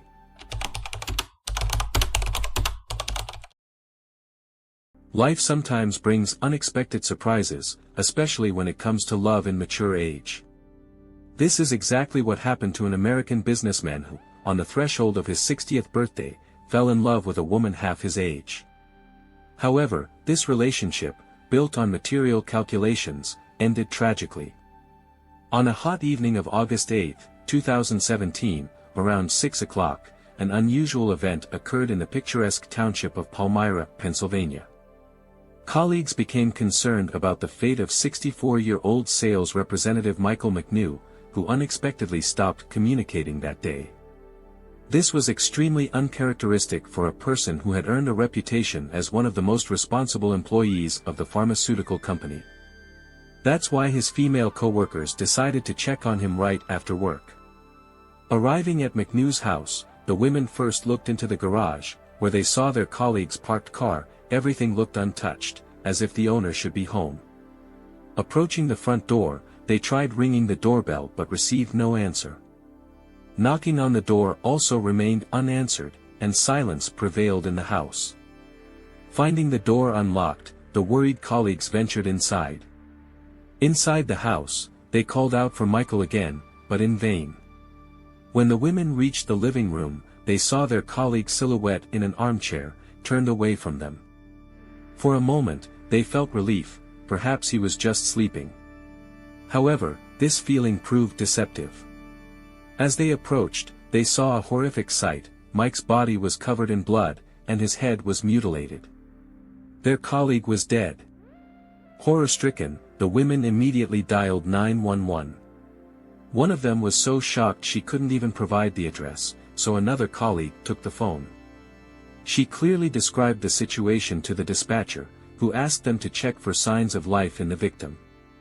Upon closer approach, the woman confirmed the absence of breathing and pulse. It was too late for first aid. Emergency services and police were immediately dispatched to the scene of the tragedy. Michael McNew, born in Pennsylvania in 1953, had always dreamed of having a large, close-knit family. He later moved to Williamsport, Maryland, where he spent his childhood in a warm family environment with caring parents. Mike's life path initially followed a traditional course. After high school, he enrolled in college and soon married his high school sweetheart, with whom he had shared several years of genuine feelings. She reciprocated his proposal, and they created a typical middle-class family, settling in a cozy house near the coast. Beyond family life, Michael was ambitious in his professional sphere. He first earned a reputation as a successful insurance agent in the city, and later transitioned to the pharmaceutical industry, where his career soared. As a pharmaceutical representative, he built his own business, which allowed him to provide his family with a comfortable life free from financial worries. However, marital happiness proved short-lived. 3 to 4 years after their children were born, the couple's feelings faded, leading to divorce. Despite the separation, the former spouses maintained a civilized relationship for the sake of joint custody of their children. The family relationship after the divorce turned out remarkably harmonious. The daughters frequently visited their father, and the former spouses maintained friendly communication. The daughters were particularly impressed that even during and after the divorce, they never witnessed any parental arguments. The couple maintained mutual respect and a calm attitude toward each other even after their marriage ended in the early 2000s. Seeking to start a new chapter in life, Michael settled in the quiet township of Upper Macungie, in Bucks County, Pennsylvania, a cozy town with only 8,000 residents. Here, he planned to continue his business until retirement. Bachelor life proved to be fulfilling. Michael purchased a luxurious house on the riverbank, became passionate about jet skiing, and unexpectedly discovered a passion for collecting artwork. Although his collection didn't contain world masterpieces, it was quite interesting and became a source of particular pride for him. Michael enjoyed his solitude for a long time until 2012 when fate brought him together with 28-year-old single mother Jennifer Morrissey. Their relationship developed rapidly and passionately. Soon, the couple embarked on a romantic journey to the Caribbean islands, where Michael brought 2 jet skis and quad bikes for shared entertainment. The 60-year-old man, who was essentially preparing for retirement, fell in love like a young man, losing his head over feelings for the young woman. His close ones were amazed by his radical changes. For the first time in his life, he even got a tattoo in honor of Jennifer. In 2015, after 3 years of relationship, Michael invited his beloved to move into his house. Jenny agreed, and the businessmen created all the conditions for comfortable living. Her child received their own room, and the woman herself was fully provided for. However, the idyllic life came to an end on August 8, 2017, when Michael was found dead in his house. By that time, their relationship had lasted for 5 years, and the couple was preparing for their wedding. When colleagues discovered Mike's body, they initially suspected a heart attack. The arriving paramedics found him in an armchair, his head thrown back against the backrest, hands resting on his knees, as if the man had simply fallen asleep. However, a more detailed examination revealed horrific details. There was a pool of blood under the chair, blood streaks on his face and chest, and a gunshot wound between his eyes. A question arose: was this murder or suicide? Forensic experts quickly dismissed the suicide theory. If Michael had shot himself, the weapon would have remained nearby, on the floor or on his knees. However, the gun was nowhere to be found. Obviously, someone else was present at the moment of death, the real killer. Expanding the search area, experts found a spent .38 caliber shell casing about 10 meters from the victim. Notably, there were no signs of struggle in the house. It seemed Michael didn't resist his attacker. A watch mark was found on the deceased's wrist, a lighter strip on the tanned skin, but the accessory itself was missing, along with other valuables. The clothing pockets were turned inside out, indicating a thorough search. A laptop, personal mobile phone, and other valuables disappeared from the office on the first floor. At first glance, everything pointed to a robbery where the owner unexpectedly returned home and became an unwanted witness. The bedroom search added new details to the crime scene. It was discovered that Michael legally owned 2 pistols, but only one was found at the crime scene. Only an empty holster remained from the .38 caliber Smith & Wesson. Further forensic examination confirmed, the man was killed with his own weapon, which he kept for self-defense. This circumstance led investigators to an important conclusion: the perpetrator must have known the location of the weapon. There were no signs of struggle in the house or characteristic injuries on the victim's body. Everything was neat and in its place. Obviously, the killer was well acquainted with the victim, knew the house layout, the location of weapons and valuables, and how to leave the crime scene unnoticed. Detectives began a thorough investigation of the deceased businessman's immediate circle, involving all available specialists. The robbery theory quickly lost credibility. Despite the disappearance of the mobile phone, laptop, and watch, the perpetrator ignored the most valuable items that were literally in plain sight, particularly the art collection, which included truly expensive pieces. A disturbing picture emerged. It seemed the 64-year-old pharmaceutical representative had made a deadly enemy. It was notable that each artwork in the collection had separate lighting, making them visible even in darkness. The fact that such obvious valuables remained untouched only confirmed police suspicions. The perpetrator came not to rob, but to kill. The stolen items were merely an attempt to disguise the true motive as robbery. Special attention was drawn to the disappearance of electronic devices. This was likely not coincidental. They might have contained important information capable of exposing the criminal. The absence of forced entry marks on doors and windows indicated that the killer either had keys or was voluntarily let into the house by the victim. Investigation of Mike's final years showed no apparent enemies or ill-wishers. He had been living with 33-year-old Jennifer Morrissey, whom neighbors knew as his fiancée. However, after the murder, the woman disappeared without a trace, raising suspicions. Neighbors characterized Jenny as a reserved person, reluctant to discuss her past. The only known detail was her complicated relationship with her mother. Jenny had spoken about childhood abuse from her mother's lovers, accusing 2 specific men. Jenny's tragic history unfolded through her stories about the past. She confessed that in her teenage years, she had suffered sexual abuse from her mother's lovers, who refused to believe her. These traumatic events forced the girl to drop out of school and run away from home, leaving behind a period of deep depression and despair. To survive independently, Jenny found work as a motorcycle mechanic, for which she had a special passion. After acquiring her own sports motorcycle, she would boast on social media about her nighttime rides at extreme speeds. Her extreme nature was reflected in her appearance. Numerous tattoos adorned her body, inscriptions on her chest, a revolver image on her bicep, and a smiling skull on her arm. Bright and attractive, she became a mother at 20, but the child's biological father quickly disappeared from their lives. Since then, the young mother worked tirelessly for her child's future. Fate brought her together with Michael in 2012 at a nightclub in Bristol, Pennsylvania, where she worked as a dancer. 59-year-old Michael was a regular patron of the establishment. After a chance conversation, he asked her on a date, which Jennifer agreed to on the condition that he would pay her electricity bill of $1,200.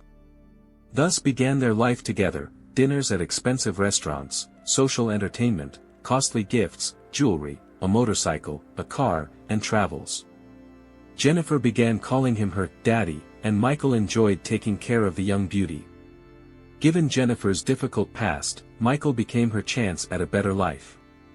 They were united by a sense of certain alienation from the world, and in the elderly businessman, she found not only material support but also understanding and respect, which had been so lacking in her life.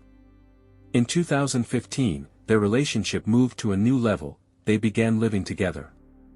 Initially, everything seemed perfect, but problems began to emerge over time.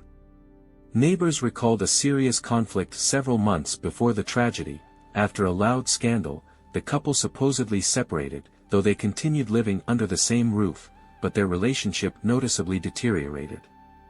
Jennifer's sudden disappearance after the murder looked suspicious.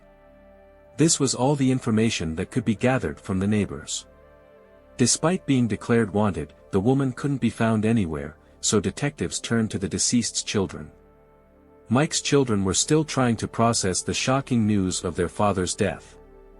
Upon learning of the tragedy, they immediately gathered together. Patrick came from Pittsburgh, and his sister with their mother came from Maryland to visit their father's house together. During the investigation, close ones openly shared their thoughts about the deceased's relationship with the stripper. In their eyes, Jennifer appeared as a person with a rather difficult character, rude and mercenary, which is why no one believed in the longevity of this relationship. The businessman's relatives and friends repeatedly tried to warn him, sensing potential danger from this woman. Family tension reached its peak in late 2016 when the deceased's son, Patrick, was getting married. The situation turned dramatic. The son didn't want to see Jennifer at his wedding, and the father refused to come without his companion. Thus, the family celebration took place without the groom's father. However, even this unfortunate incident didn't make the man reconsider his choice. Mike's dedication to his young girlfriend was also evident in his financial decisions. He named her the beneficiary of 2 life insurance policies, totaling $500,000. By that time, her substance addiction and probable infidelity were widely known.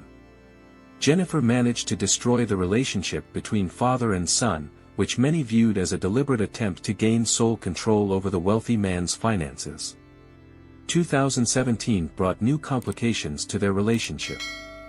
Jennifer's behavior became even more unpredictable. She often disappeared without explanation and returned late at night, showing complete indifference to her partner's feelings. Her substance dependency intensified, leading to several arrests, twice for drugs and once for a traffic accident when she hit a pedestrian. Despite all this, Michael continued to support his beloved financially. He paid all fines, court costs, and made monthly payments for 2 court cases against her, spending about $4,000. According to his children's testimony, shortly before the tragedy, their father shared his intention to end his relationship with Jennifer and cancel the planned wedding. For her, this meant losing everything: the luxurious lifestyle, financial support, and having to deal with legal problems on her own. Patrick and Katie, the deceased's children, were convinced that the fear of losing financial security became the motive for murder. They believed that Jennifer couldn't control herself when faced with the prospect of losing everything. The autopsy results established that Mike's death occurred 24 to 48 hours before his colleagues discovered the body. The fatal shot to the face from close range proved deadly. The bullet shattered the facial bone at point-blank range, splitting it in half. One of the bone fragments entered the brain, causing instant death. Law enforcement focused their efforts on finding Jennifer Morrissey as the main suspect. Considering she was on probation due to the accident, police expected her mandatory appearance at the department to register with the inspector. Events took an unexpected turn on August 10, 4 days after Mike's death. Jennifer appeared at the police station for scheduled registration and payment of court costs. During her visit, she casually mentioned to the duty officer that she had learned about her lover's murder from the news and was shocked by it. This statement immediately caught investigators' attention, as information about the crime appeared in the media almost immediately after the murder. Why, then, had Jennifer remained silent for 4 whole days? Detectives decided to proceed cautiously and invited her for a conversation the next day, without revealing their suspicions. They presented it as a routine inquiry about Mike. Simultaneously, they filed a request for permission to check her communications. However, Jennifer, apparently sensing danger, didn't show up for the meeting and disappeared again for several days. From the experienced investigator's perspective, such behavior was typical of criminals trying to buy time to create an alibi or hide. However, Jennifer's special situation due to her probation didn't allow her to hide for long. She was required to check in regularly with the police.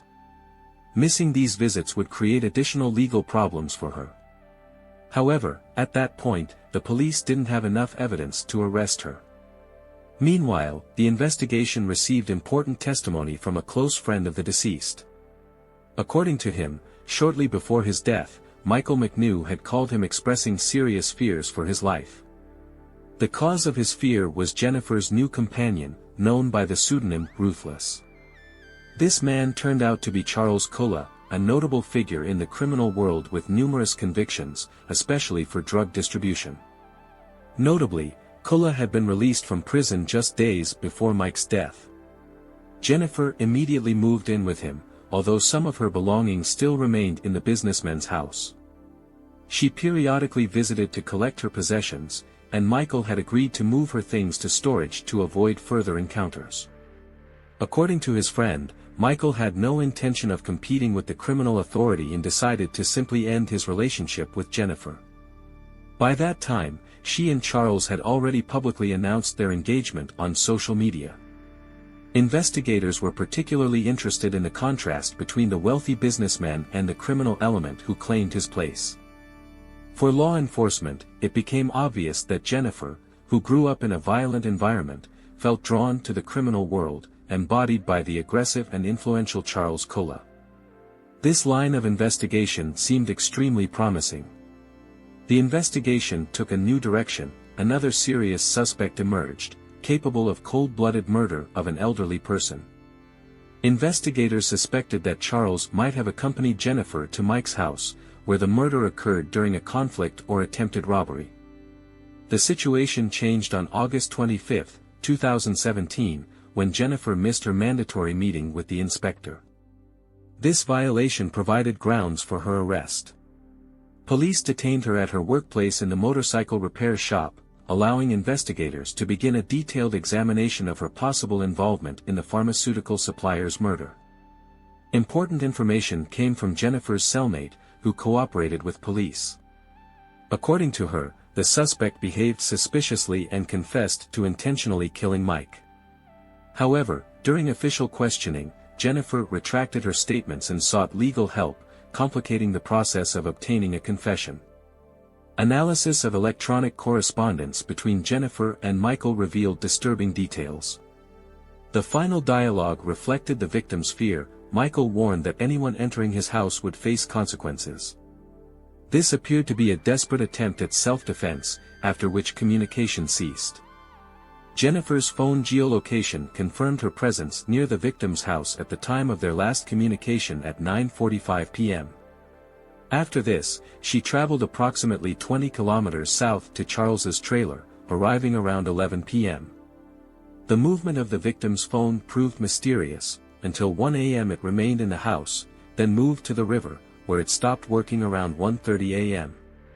This raised the question, who moved the phone if Jennifer had already left? Technical analysis established that Jennifer's phone connected to Mike's home Wi-Fi network at 9:45 p.m. on August 6, 2017, the probable time of murder. Given the router's limited range, the suspect must have been in close proximity. Further investigation revealed a second phone in Jennifer's possession, which belonged to Michael and was password protected. Risking data loss through incorrect unlocking, investigators found Jennifer's password list on the victim's computer. This allowed access to the device. Although most of the correspondence was deleted, experts managed to recover important evidence of communication between the victim and suspect before the crime. The recovered correspondence revealed a sharp conflict between the drama's participants. Michael threatened to contact the Bureau of Investigations, EBR, to secure a life sentence for Charles. Although Charles himself appeared rather calm about these threats, Jennifer reacted extremely aggressively. In response, Michael proposed a compromise. He was willing to forego reporting to the EBR if Jennifer would return to him and leave the criminal. Mike's final message before his death was, "I love you," which remained unanswered. Analysis of Jennifer's social media revealed suspicious activity.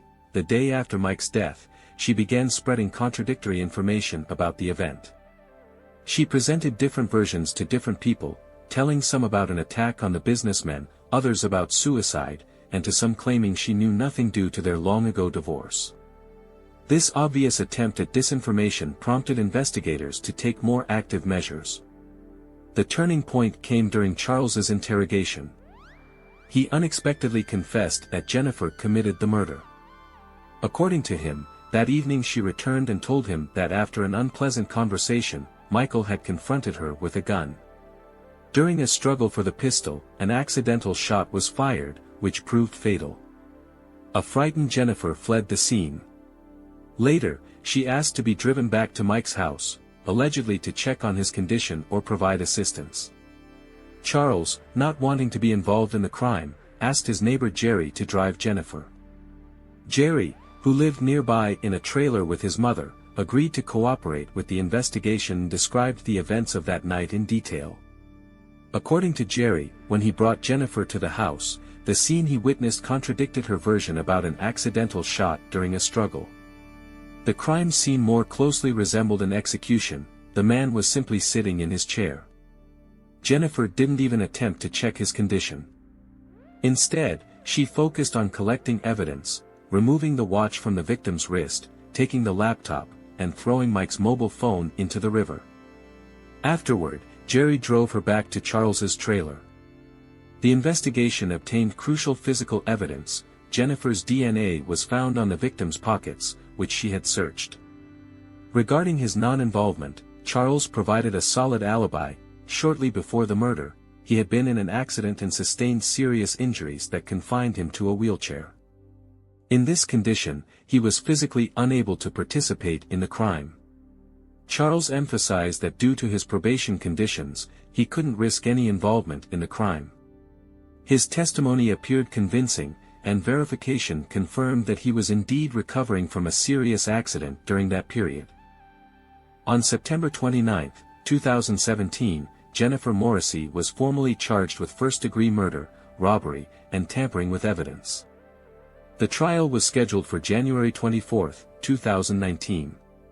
The prosecution presented the crime motives as a combination of several factors: anger over the termination of her lifestyle funding, resentment over the relationship's end, and fear of the FBI threat. An additional motive was the potential benefit of an insurance payout of approximately $500,000. The prosecution relied on substantial evidence, extensive correspondence, phone records, DNA traces, and witness testimonies. The crucial testimony came from Jerry, her new boyfriend's friend, who confirmed her return to the crime scene to destroy evidence. For his cooperation with the investigation, Jerry avoided charges. Similarly, Charles, despite concealing the crime and destroying the murder weapon, avoided prosecution thanks to his testimony against Jennifer. At trial, the defense attempted to present the defendant as a person not prone to violence and aggression. Jennifer herself presented her version of events. She claimed she came to collect her belongings, but Michael confronted her with a weapon, threatened her, and during the struggle for the gun, an accidental shot occurred. She insisted on self-defense. However, her version didn't match the evidence. The body was found in a chair, not near the threshold. Forensic examination established that the shot was fired from approximately 3 centimeters away, directly between the victim's eyes, indicating a deliberate execution-style killing with no signs of struggle. On February 1, 2019, the jury delivered their verdict. Jennifer was found guilty on all counts. She was sentenced to life imprisonment without the possibility of parole. Throughout the entire process, she showed no signs of remorse. Mike's son was the most severely affected by this tragedy. He repeatedly expressed his hatred toward Jennifer for depriving his child of a grandfather and himself of a father. Particularly painful for him was the fact that his relationship with his father had significantly deteriorated because of this woman, and now the possibility of reconciliation was forever lost. I can't wait to hear your thoughts. Let me know in the comments what you think about this case. And if you enjoy deep dives into true crime, make sure to subscribe so you don't miss the next story. Until next time, friends.